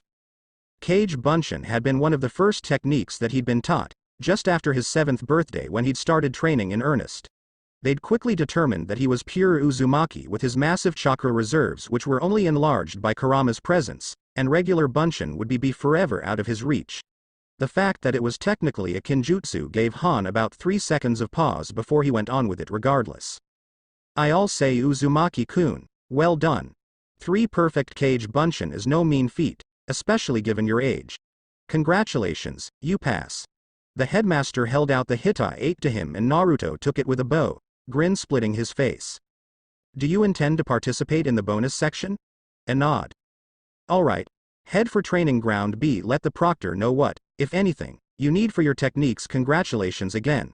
Naruto bowed once more and left the room, pausing long enough to tie the Hitai 8 tightly around his neck, the metal plate resting against his scar, before he left the academy building and headed for training ground B, where there were several of the passing students and a few Tokuho, Rado included, hanging around to wait for the bonus section. Well, looks like you made it after all, Wolfbrat. Genma will be so pleased you didn't fail out. Naruto stuck out his tongue, dragging one eyelid down with a clawed fingertip, laughing as Rato's big hand came down to ruffle his hair playfully. "Seriously, kid, good job. You got something cooked up for the bonus portion, I take it?" Naruto's grin was toothy. "We do. Need to see if the proctor can get us a volunteer though. It translates better with a living target." Rato puffed a breath. "A volunteer, huh? Guess I could be bothered. You already put me on my ass once today and it's going to be all over the Jonin Lounge by the morning. What's one more time, eh? Just send me home in one piece for Genma, huh kid?" Naruto scoffed and patted his hand. "We'll try. Don't want to upset Genma ni, you know." Ignoring Rato's quiet protests, Naruto skittered over to the proctor and informed him of Rato acting as his volunteer before he settled in to wait. Kiba passed and he came out howling his triumph, and Hinata, Sakura and Ino were close after, quietly pleased. Sakura threw herself over his legs, ignoring his theatrical grunt and instead snatching away one of the melon pan he'd been nibbling, tossing two to Kiba when the other boy made quiet noises of interest. Sasuke was the last out, face impassive as usual, but Naruto could see his blue chakra pulsing with golden happiness. He settled next to them on the ground and wrapped his hand around Naruto's wrist, thumb rubbing over his pulse point. It was the one gesture Sasuke would allow himself in public, and Naruto gave him a soft grin, thunking his head on his shoulder because while he refused to initiate contact in public if Naruto or Sakura did it, he was content to bask it in while maintaining an air of put-upon sufferance. There was a little time before the examiners filed out. The bonus portion was simple. Exhibit up to 3 additional techniques to help them be placed on complementary teams. It would take them right up until 6, when the graduation ceremony would take place out in the courtyard. Only the clan heirs, Naruto, Sakura and 4 civilians had stayed to showcase their abilities. Whether that meant the other graduates were playing it close to a vest or, more likely, they didn't have extra abilities to showcase, wasn't commented on. 2 of the civilians had genjutsu and a third had a surprisingly powerful Doton technique he'd picked up along the way. Shino showcased 2 clan techniques. Kiba used the Jujin Bunshinen the Suga and Hinata used the Hokage Sanjuni Sho. Sakura was next and she used the 2 Suiden techniques she'd gleaned from one of Naruto's scrolls, Suiden, Tepodama and Suiden, Mizurapa, and exhibited a healing technique Willowtail had showed her that was good for basic cuts and bruises. Sasuke went after and dazzled them all with Kaden Gokakyu no Jutsu on the Cage Shuriken no Jutsu before stepping away from the group to channel Raiden Jabashinto the unfortunate training dummies. The last civilian had medical jutsu. Shikamaru showed one of his shadow jutsu and Choji grew his body 3 times his usual size after Ino swapped minds with Iruka sensei. And then it was Naruto's turn and he made a joke over the bond about saving the best for last as he came into the center of the clearing, getting Rato to join him before motioning him to the far end of the clearing. He bit his thumb and flashed through the seals for the summoning and the smoke cleared to reveal the pack, bright-eyed and eager to be there. This was the first time the others, aside from Sakura, Sasuke and Kiba, had seen anyone other than Seiji, and they eyed the pack with interest. Naruto introduced them and then, once he was sure he was ready, he began another seal string. This one was longer, almost 30 seals in total, and he could feel his chakra roil and spread out across his skin as he did it. By virtue of being mute, any technique Naruto learned took longer to be usable, as he could not use saying the name as an additional focus for the technique like many ninja could. Granted, most ninja above genin in rank had the ability to use the techniques silently by saying them only in their mind. He threw the last seal and was gone in a puff of smoke. "This is what you've been working on. No wonder Hana wouldn't stop smiling whenever we asked." Sakura's voice set his tail to wagging as he turned towards the group. In the place where a small boy had stood a moment before was a large wolf, about 3.5 feet at the shoulder and 5 foot from nose to tail, a dark cream color with 1 white ear and 4 white socks.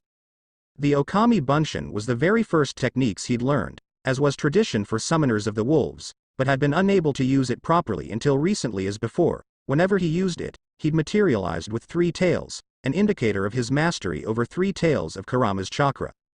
While that was fine for the White Woods, where no one cared about his status as Jinchuriki, it wasn't tenable for the outside world, where anything with multiple tails was to be feared. After a little doing and some help from his demonic tenant, he'd managed to gather just enough chakra to make the transformation using only his own chakra, allowing him to materialize a single tail. At Iruka's request he turned this way and that, allowed another instructor to poke and prod him, and even allowed a few nicks in strategic places. The Okami Bunshin was a solid transformation to be used in combat and would only release if he let the technique go, he ran out of chakra, or if he was knocked unconscious. At last they all stepped back so Naruto could show off his last technique, and Crag, Seiji, Bolt and Coriel joined him in a line, all of them staring down Rato. There was a ripple of chakra as the 5 wolves sank into the ground, leaving the packed earth of the training field undisturbed and everyone else holding their breaths. There was a beat, and then a second, and just as Rato was about to pose a question, the ground under him erupted. Bolt and Coriel latched onto his legs, bodies still half buried in the dirt, while Crag and Seiji dug into his arms, immobilizing him. Naruto had latched his teeth into Rato's vest just by his neck instead of in his neck in what would have been a kill shot. Doten. Mograkure no Jutsu paired into one continuous technique with Doten. Rezenga. Used appropriately, it could be used to capture, maim or kill outright. If the wolves had bitten down with full force, they would have shattered the limbs they were attached to, rendering him completely useless, and were this a real mission, Naruto would have gone for the throat. They quickly unlatched from their unwitting volunteer, and Willowtail stepped primly forward, paws already glowing with healing chakra as she touched onto his shoulder, healing all the bite wounds closed. The group behind them was applauding, and Naruto circled around Rato, getting a scratch behind the ear to show there were no hard feelings, and he darted off to his friends. Sakura pet him and made much of him, and he preened, ears pricked high and tail wagging, and Sasuke smirked at him, tweaking an ear before he rubbed the hurt away in the next instant, running one hand between his shoulders. Kiba was going on and on about how it was so cool, but also that the Jujin Bunshin was just as cool, and did Sume know about the ability yet? Eventually Iruka called a halt and Naruto let the ability go, popping back into his human form in a small cloud of smoke. He led them out to the main courtyard, and Naruto looked at all the people gathered, catching sight of several Inuzuka and Genma standing near the front. He and Kiba waved to them all, pointing out their Hitai 8. Sakura's parents weren't there, and Naruto felt indigo sadness creeping into mint green, resignation crawling up his spine like something living. He grabbed her hand and leaned into her side, and she seemed to take strength from his presence as they filed into the center of the setup, in front of a stage. The Hokage gave a speech, praising their hard work but warning them of the trials to come before sending them off to their families. Naruto made sure to keep a firm grip on his friends as they made their way towards the Inuzuka gathering, refusing to let them be alone on the night they'd graduated to be full ninja. Well done, pups. All 4 of you have done wonderfully. Sume's grin was full of pride and teeth, and Naruto basked in it, glad that Sakura and Sasuke were included as the Inuzuka all made much of them, and Genma spared them with one of his rare smiles, the ones that were small and warm and transformed his eyes with their sincerity. There was going to be a party the next day at the compound to celebrate their advancement, and Sakura and Sasuke tried to duck out, obviously thinking it was meant for Kiba and Naruto, son and ward of the Inuzuka respectively. I mean, it's for all of you, pups. All 4 of you advanced, all 4 of you get celebrated. That's how it works. So be at the compound at 5 sharp tomorrow night, and be ready to enjoy yourselves. Sakura beamed, and if there were tears in the corners of her eyes no one mentioned it, and while Sasuke's face remained unchanged he fairly radiated happiness to anyone who bothered to pay attention. Hugs were exchanged before the trio split off for the den, where the excitement of the day caught up with them. They ate an easy dinner of miso and rice and broiled sauri before they all fell into a pile in Naruto's room, reveling in the obscene softness and abundance of bedding Naruto had constructed his nest out of. At long last, they were shinobi. Naruto woke just past midnight, something unhappy crawling under his skin, fairly buzzing with agitation. His sleep had been troubled for several hours now, and not even the presence of his pack in his nest had been able to soothe him. In his gut, Kurama grumbled in his cage, tails lashing and hackles raised, equally disturbed, and he pried himself out of Sakura and Sasuke's embrace, padding silently out of the sunroom, motioning for the pack to stay. After the bustle of graduation the day before, they deserved the sleep, even if his own was disturbed. He'd go for a run on the outer perimeter of the village. That would settle him. He forewent his ninja equipment and his armor, instead opting to stay in his masked singlet and shorts. A bit dressed down, but the heat was beginning to get oppressive, even at night, and some shinobi ran in even less than that. He stepped out of the house and stretched just enough to loosen his muscles. He jogged to the gate, waved at the night guards, and traipsed into the forest, before settling into the Okami Bunshin, dropping into a steady lope. It was good practice, holding the technique for extended periods of time. While he was running like this or laying about, he could hold the transformation for about an hour, but in actual combat he was only capable of a third of that. He ran, directionless, for a while, letting his paws and nose take him where they would, and slowly, the frantic buzz under his skin faded and Kurama settled in his seal, quiet again, and he was about to turn his paws for home when the scent hit him.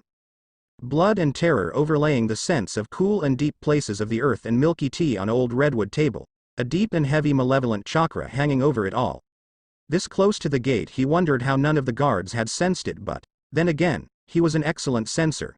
He stopped his jog and instead dropped into a light walk until he'd crept up to a clearing where the scent was the strongest. He just barely stopped himself from springing forward at the sight that met him. Iruka was sprawled on the ground, bleeding from several wounds, his gaze hazy as he watched Mizuki tower over him with a kunai in hand which was already dripping blood. Between them lay a large scroll, but they were both ignoring it at the moment. Neither was talking, but Mizuki was laughing as he dug his kunai into Iruka's shoulder, pressing it in slowly. Mizuki was torturing Iruka. It made no sense. Mizuki's chakra had never been anything but warm and inviting, and he'd always been so friendly with Iruka and everyone else. But not that it mattered in that moment. Naruto had to act on what he was seeing, had to act to save the life on one sensei from another. He couldn't release his technique, not without the smoke giving away his location, but that was okay. This form was made for attacking, after all. He crouched low and gathered his muscles for one leap, holding himself impossibly still, waiting until Mizuki had withdrawn from Iruka enough to make it safe. He leapt.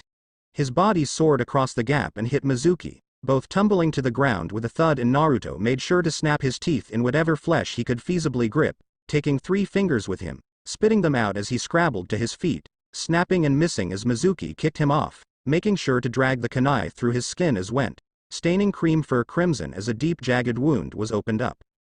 Naruto posted himself in front of Iruka, snarling deep in his throat, teeth stained red with Mizuki's blood, tail lashing in rage. "You. What are you doing here? This doesn't concern you."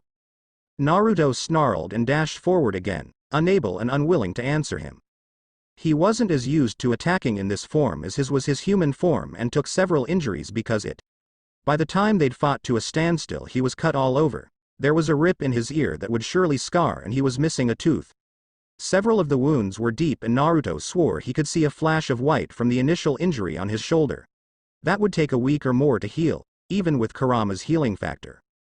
But he'd given as good as he'd gotten, and Mizuki was littered in bite marks and wounds from his claws, and his left arm hung uselessly where Naruto had torn it out of his socket at the shoulder and the elbow. He was lucky Mizuki hadn't used any jutsu, as the chakra fluctuations would have summoned the guards in an instant, and he was obviously trying to keep this hidden, even at the cost of the mission. Naruto was under no such compunctions, however, and he was flexing his chakra in preparation for something that would hopefully end the fight and allow him and Iruka to get to medical attention, because he had very little time left on the transformation, pure stubbornness and a little of Kurama's chakra the only reason it was still active. Carefully, he channeled and held wind chakra into his claws like Bolt had showed him, and dashed forward, slashing with one paw. Enhanced with the sharpness of wind and with Mizuki's reflexes dulled just enough, his arm was severed completely, and Mizuki fell to the ground with a screaming howl, desperately cauterizing his own wound in a primal drive to survive with a small flame before he sagged, unconscious from pain. He wouldn't die, which was a relief only in that Naruto wouldn't have to account for YT and I didn't have someone to interrogate. Naruto staggered back, pain and blood loss catching up to him, and settled heavy on his haunches, panting for breath. He'd won, barely. Dimly, he was aware that this had been a fight to what could have been death, and he'd gotten extremely lucky. He was a freshly minted genin who'd never seen combat outside of sparring and hunting, and Mizuki was a chunin in his mid-20s with far more field experience than him. If he'd been any less concerned with stealth and had fired off even a single jutsu, Mizuki could have turned the tide in his favor almost instantly and killed Iruka, Naruto, or both.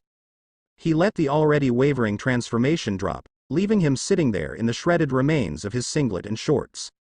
The wounds were just as bad as he'd feared, and even as Kurama carefully threaded his chakra through the wounds, halting the bleeding and preventing infection, priming him for healing, he could already see dozens if not hundreds of stitches in his very near future.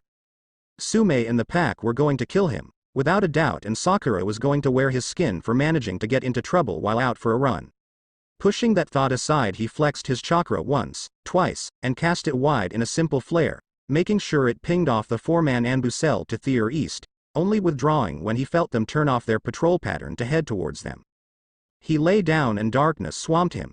He awoke to movement, the scent of forest after rain in late spring thick in his nose, and his eyes opened to see a mess of black curls. "You with us, kiddo?" Anbu Wolf's voice was pitched low, soothing, and he felt ocean blue chakra soothe over his own frazzled chakra signature, swathing it and cocooning it. Wolf wasn't quite as calming as Sume or Han, but in this instance it was enough, and he grounded himself off the other's chakra, using it as a buffer and blocking out pain, fear, betrayal and shock, anger, annoyance from everyone around him, too weak to hold his own shields. It took a little doing, but he managed to sign "awake, aware" 3 times into Wolf's shoulder, and the man sighed, back going lax under Naruto. Good, good. You had us worried, kiddo. I'd heard about new genin adventures, but traitor hunting kinda takes the cake." Naruto sighed and buried his face in the curls in front of him, reveling in Theer obscene softness. His wounds pulled and stung in a manner that suggested they'd tried, and failed, field medical jutsu, but at least he wasn't bleeding all over Wolf's back. "Iruka safe." He managed to sign, and Wolf nodded, knocking his head against Naruto's with a quiet noise of apology. "He's fine, he's right behind us. You came just in time to save him. Mizuki lived as well, sadly, but we recovered the scroll. The Hokage is going to meet you at the hospital for a debrief shortly, after they put you back together again." Naruto grumbled his assent and then settled heavy across the Anbu's back. He was fairly certain he didn't remember Wolf's signature among the Anbu he'd summoned, or why the man kept appearing around him, or why he was so much more emotive and expressive than any of the other Anbu, but it was too much to even contemplate right now.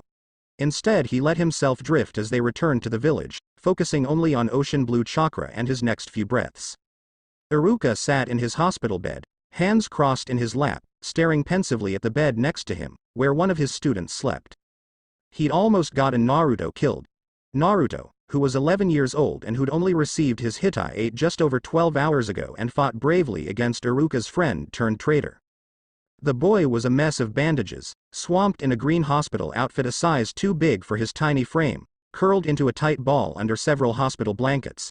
He'd ended up needing something like 115 stitches all told, and medical ninjutsu had only been able to heal the bruising and the cut in his ear, leaving him a small triangle scar in the top. The tooth, apparently, would grow back in time, and thankfully wasn't one of his important incisors. Iruka would like it known that he has seen some things in his time in the field and is Anbu in intelligence, but almost nothing would stand up to the jaw full of long, sharp fangs in the mouth a little boy who was so small. Anbu Wolf, who was not a large man, had practically dwarfed him when he picked him up. The debriefing with the Hokage, Nara Shikaku, Anbu Commander Wolf and Morino Ibiki had taken several hours, and dawn had been creeping up on the hospital by the time both ninja were done telling their stories and everyone had asked all the questions they had. Iruka had received a stern lecture about informing people of such important suspicions and about getting back up in the future, but they'd softened the blow by thanking him for his quick actions, which had halted Mizuki long enough for another shinobi to arrive.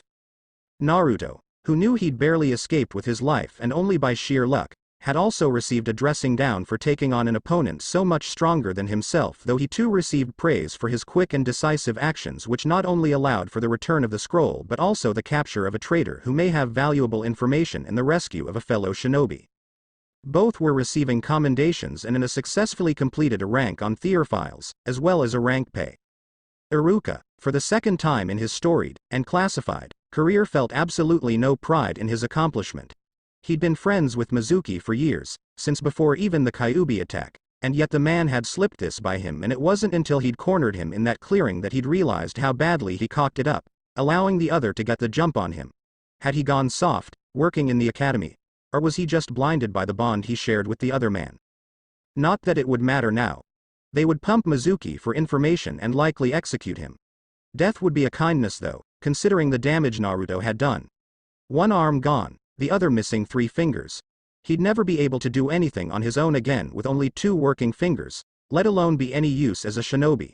The village would be on lockdown for the next 3 days, as was protocol, and they would go over Mizuki's life with a fine-tooth comb, looking for accomplices.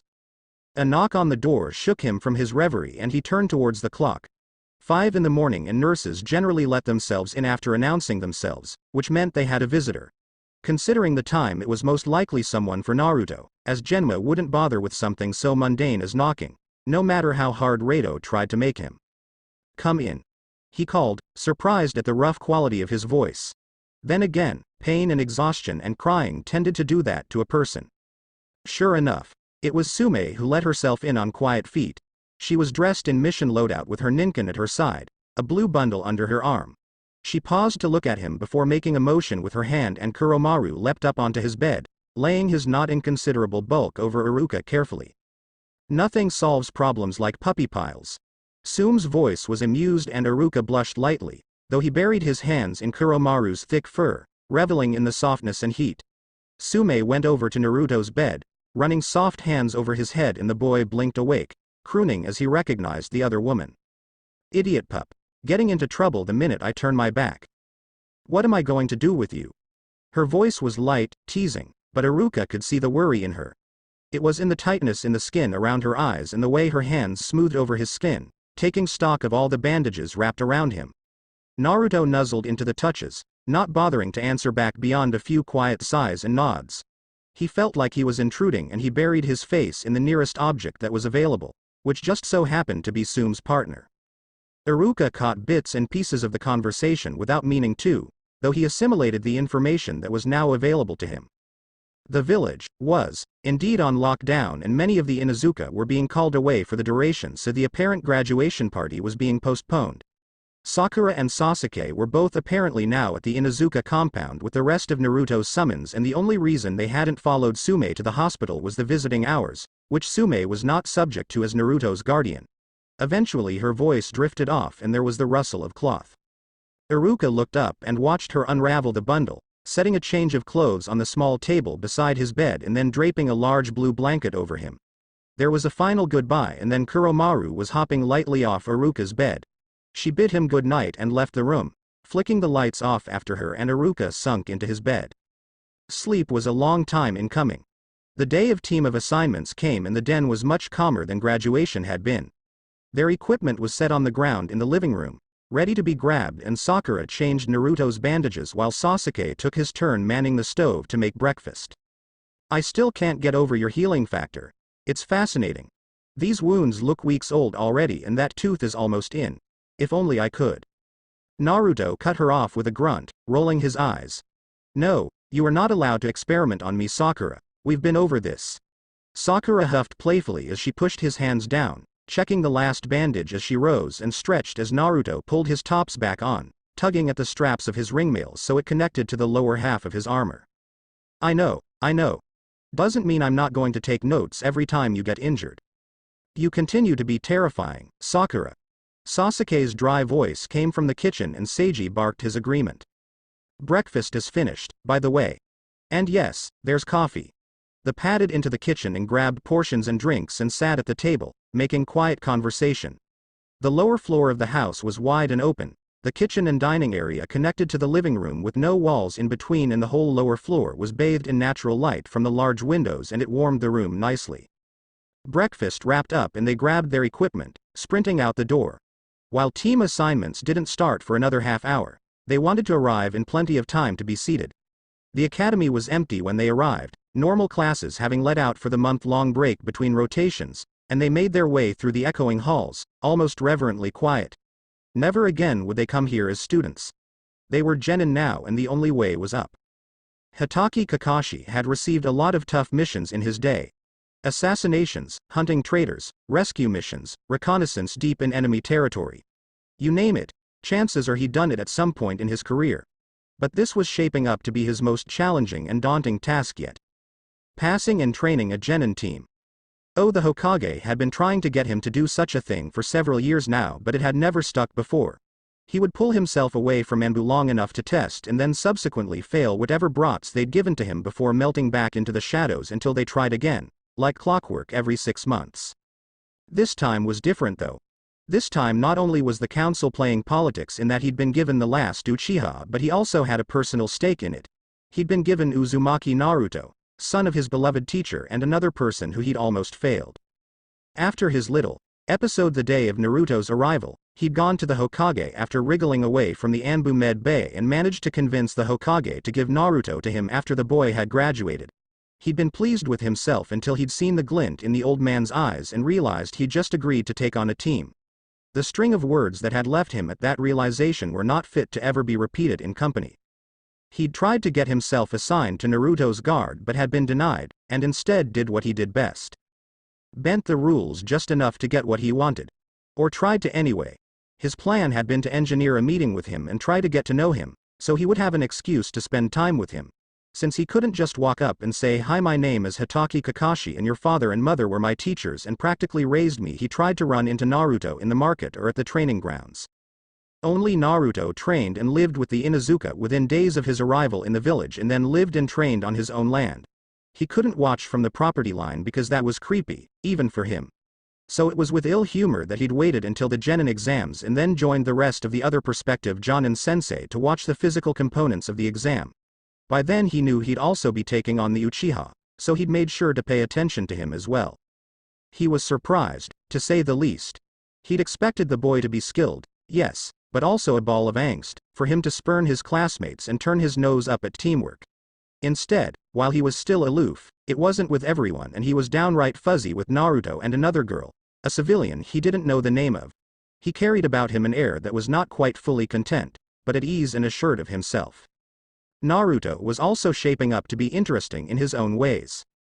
Discovering that his teacher's son was mute from physical trauma had been a blow, but Naruto didn't seem overly affected by it. He had his partner Wolf summons for translation, and wasn't the presence of the wolves fascinating in and of itself, and he found the boy's use of sign promising as well. He seemed to have a good grasp of basic ninja skills and his taijutsu would be paired well with anyone who was a slower but more powerful striker, like the pink-haired civilian that he and the Uchiha were close to. His Okami Bunshin posed some implications for tracking and combat he would have to ponder on later, and the move he'd used against Rado was a move he himself utilized with his dogs, but Naruto's wolves were bigger, stronger, and therefore the move was far more deadly in his hands. The night Mizuki turned traitor Kakashi was dragged from his bed, but, instead of being sent OT the wall or joining an out-of-village patrol like he anticipated, the Sandaime had placed him on guard duty over his student and the academy teacher at the hospital. The sight of Naruto's wounds had angered him and some deep primal part of him wished to go rend Mizuki limb from limb.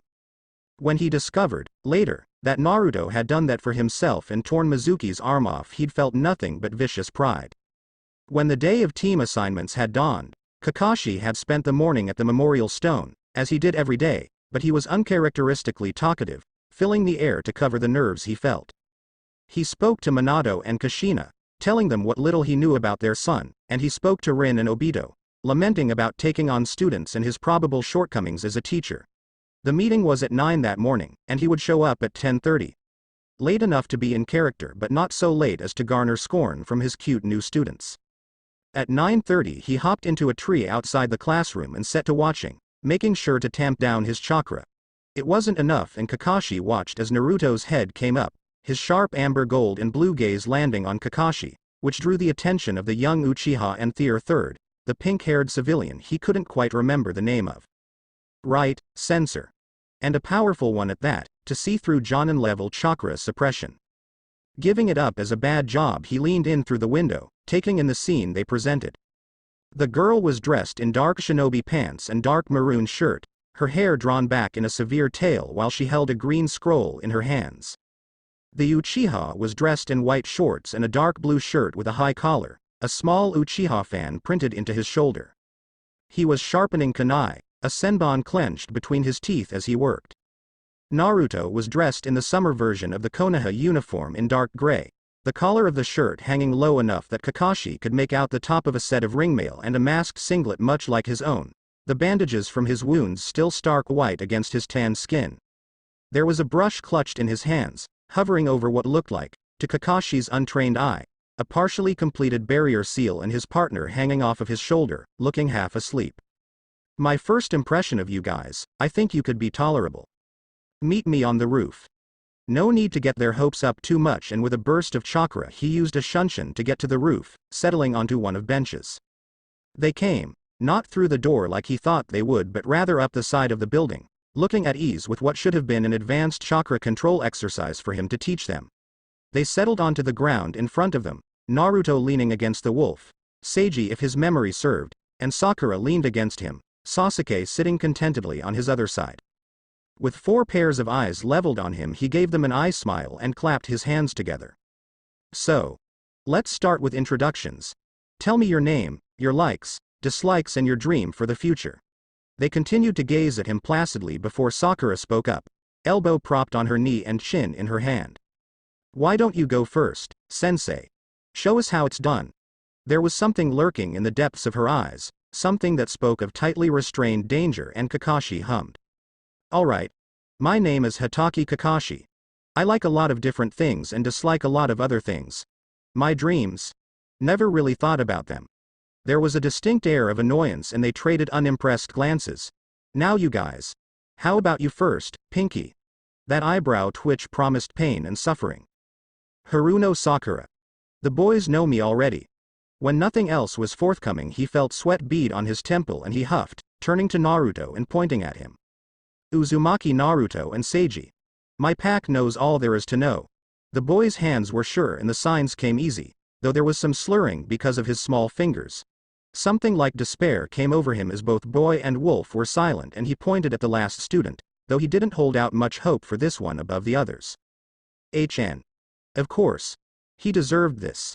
This was every time he ignored Guy, every time he'd spaced Genma or Asuma, and every time he called Tenzo his cute little Kahai come back to bite him in human form. His own sarcasm turned against him in the shape of his new genin. Alright. My name is Hokage Kakashi and I like dogs and broiled saori. I hate sweets. My dream is to make good on a promise to someone I failed before. It galled him a bit to give away this much personal information, but it was likely he wouldn't make it far with these 3 unless there was a little give and take. Of course, all 3 smiled, the air clearing a bit. Haruno Sakura. I enjoy studying medicine and taijutsu and I hate useless fangirls and those who won't stand up for themselves. My dream is to become the best frontline medic around and keep these 2 alive. Well, at least she had enthusiasm. I'm Uzumaki Naruto. I like my partner, ramen, soft things and every member of my pack. I hate traitors and those who hurt others just because they can. My dream is to establish a huge pack and grow strong enough to protect them. And to become a career Jonin sensei. A career Jonin sensei, huh? Well, there were definitely worse paths he could have chosen. Minato and Kushina would have loved it as well. I'm Seiji. I like my partner, venison jerky and taking naps on the basking rocks. I hate cats and traitors. My goal is to build a pack with my partner and live until I'm gray in the muzzle and have dozens of pups and grandpups. Ah, that was right. The 5.5-foot tall wolf was also part of the team. He'd have to keep that in mind for training. Sasuke rolled his eyes but huffed after Naruto and Sakura nudged him. Uchiha Sasuke. I like tomatoes and cats. I hate traitors and my older brother. My goal is to get my revenge against him by living the best life I can despite what happened. He crossed his arms. Make no mistake. I'll kill him, if I get the chance, but I've been reminded that there's more important things. Well, wasn't that something? Someone had achieved in a year what the Yamanaka therapists had been trying to achieve for the better part of half a decade. Oh sure, he still wanted revenge and he still hated his brother, but the fact that he was willing to prioritize his life over that was, well, he was doing fairly good, all things considered. Very good. Now that that's out of the way, I've got some bad news. You're not quite genin yet. Oh, he had their attention now and he reveled in their shocked expressions. The academy exams just tell us who has the capability of being genin. It's up to the jonin to administer tests to see who actually has what it takes to serve as shinobi. So tomorrow we're going to be doing a little survival training. This test has a failure rate of 66% and those who fail must return to the academy, to try again during the next 6-month cycle. Tomorrow, meet me at Training Ground 3, at 7 a.m. He rose to his feet lazily and gave them an eye smile. Oh and, don't eat breakfast. You'll just end up throwing it up and that would be a bad start to the morning, wouldn't it? Sasuke watched as Naruto dozed in the early morning light, sprawled out like a starfish in a sunbeam. They'd been here since 6:30 that morning, stretching and getting ready for whatever test Kakashi-sensei was going to administer. Of course, when the man hadn't shown up by 7:30 and Naruto sensed his chakra halfway across the village in the Jonin district, they'd been annoyed. Then they'd been inspired. Some careful seal carving, tag laying and Sasuke's application ninja wire had set most of the field to explode, blind or deafen, and Sakura had spent the last little while tipping all of their weapons with mid-level paralytics, humming to herself with a frankly frightening smile on her face. It would only take about a half-dozen glancing blows to render even an Anbu useless. Naruto had inked nullification seals carefully on the backs of their necks, which would protect them from the worst of the various exploding tags scattered around. Honestly, Sasuke was still a little amazed with Naruto's skills in seals and how easy the other boy made them seem. With that done, they'd shared some rations out between them and set to spending the time until their teacher arrived in personal pursuits. Sakura continued to read her medical scrolls, intent on completing the tasks the medics at the hospital had given her, and Sasuke had settled in to continue his attempts at meditation. Willowtail had sat with him and explained how meditation would help him both physically and mentally, and how would it help with channeling chakra, and he was willing to try anything once. Naruto and Seiji had found the biggest sunbeams on the training grounds, slumped down and fell asleep almost instantly, breathing quietly, in sync with each other, a calming background mixed with birdsong in the light summer breeze. It was almost 10 in the morning by the time Kakashi appeared in the clearing of the training ground, obviously trying to make an entrance but being completely ignored by his students. "All right, my cute little students. No time to waste, let's get up and get started." Let it never be said that Hitaki Kakashi couldn't dig his own grave deeper and deeper with his own hands. He watched the genin grumble and get up, coming to stand in front of him with bleary, unimpressed gazes. Good. He pulled from his waist pouch 2 bells on red strings. "The goal of this test is to take from me these 2 bells. You have until 1 o'clock this afternoon to do it. The purpose is twofold. Those who have the bells when the alarm rings get lunch and get to move on as full genin of Konoha. The one who doesn't have the bell gets tied to the post, goes hungry and goes back to the academy. You'll need to come at me with the intent to kill if you want any hope of passing this test." He noticed the lack of stomach grumbling at the mention of lunch, and he narrowed his eyes, choosing to ignore the glee in their faces as he set the limit for the test. "Did my cute little students eat this morning?" He infused his voice with just an edge of danger, but instead of quailing before his wrath, Naruto rubbed the back of his head in embarrassment while Sakura and Sasuke both scoffed. "Skipping meals with his metabolism. No offense, sensei, but I like all of my parts attached and not being used as chew toys." Kakashi watched as Sasuke crossed his arms and stared at the other boy while Sakura nodded emphatically. "I would never." Naruto's offense was clear, his signs quick and sharp with it. "Naruto, the last time you went too long without food you bit Rado Senpai during our spar. Genma Senpai was making barbecue jokes for like a week after that." "I forgot about that." "Sure you did. Right, note to self. Make sure Naruto was always fed to prevent accidental attempted consumption of allies." "I see. Well, with that out of the way, I suppose now is as good a time as any. Ready?" They tensed and Kakashi nodded slightly at their eagerness. "Good. Begin." "Sakura, I think you killed him." "I did not." A pause. "At least, I don't think I did. I used the right concentrations of yarrow and hemlock, and I made sure to negate the worst of it with 5 parts mosswater during distillation. He should have, at worst, thrown up and fallen over. I think it was the combination of the flashbang and that last punch to his temple. His chakra feels okay." Naruto, Sakura and Sasuke stared at the limp form of their sensei where he lay slumped on the ground, arms tied behind his back with a tight spool of ninja wire. They'd taken the man by surprise using a combination of steam from Sasuke and Sakura's jutsu and Naruto's summons, herding the man into the traps they'd set before. Once blinded and staggering with his hands clasped desperately over his ears as if trying to hold his skull together, Sasuke and Naruto had managed to land enough senbon in him that the poison took effect and Sakura was able to deliver a chakra-enhanced punch to his head, rendering the man unconscious. Securing him was the work of moments and taking the bells even less time.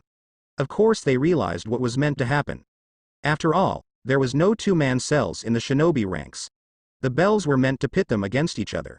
And that might have worked, had the 3 of them not been living together for the last several months and been driven by the need to succeed as one unit. "Who has the smelling salts?" Naruto tossed Sakura the little vial that she shook and twisted, holding it under the older man's masked nose. There was a beat, then another, and then Kakashi was grunting, heaving himself into an upright position and wavering in place. Don't move so fast. Sakura's voice was disapproving as she came forward, small firm hands gripping their sensei's chin and getting a look in his one exposed eye, turning his head this way and that. Pupil looks clear, thankfully, so concussion is unlikely. No blood from the ears either, so the flashbang tags haven't ruptured anything. Looks like that power level is okay for training exercises. Naruto, you're awful pale for what we used on the weapons. Are you oversensitive to Poppy by any chance? A little, came the gritted answer, followed by a groan, and Sakura sighed. Of course you'd be sensitive to one of the most basic components for grade 2 poisons and then just not mention it. You must be an absolute joy at the hospital. Her voice was colored with exasperation and the boys shared a smile, glad it was turned on someone other than them for once. Sasuke, untie his arms. Naruto, can you unseal one of the spare water bottles and then bring me that and a few pieces of bread? The others set to doing their jobs, fairly ignoring Kakashi as they went about what Sakura had asked of them, while Sakura herself reached into her thigh holster, pulling out a syringe with an amber liquid. Unfortunately for you, there's no antidote to this poison because we don't really need one usually. Of course, we would have used something different if we'd known Poppy was out of the question. I'm sure you know what this is. She held up the syringe with a vicious little smile and Kakashi almost whimpered. A flushing agent meant he was in for a long and unhappy night. You're all little monsters. He panted as he brought his now freed arms forward to rub at the skin of his wrists. You all pass, if only because you might actually kill me if I didn't. Sakura's little smile was all false innocence as she pressed the water and bread into his hands. Eat it. We can't flush you on an empty stomach. They left him to his own devices, obviously realizing that the mask wasn't meant to be seen under as they went about their own lunches a few feet away. Once his stomach was full of the bland food, Sakura came over, rolled up his sleeve and cleaned a patch of skin with an alcohol wipe before she jabbed him with the syringe. The effects were almost instant and he jolted to his feet as he felt his stomach begin to rebel. Team 7 starts duties tomorrow morning at 8. Meet here. If his words were clipped as he clutched his stomach and practically teleported away, well, no one was going to mention it beyond a few giggles. Hey Sakura? Yes, Sasuke. I'm almost certain that every poison we use has an antidote. I'm fairly certain you're misinformed, Sasuke-kun. A beat. Yes Sakura. Thanks.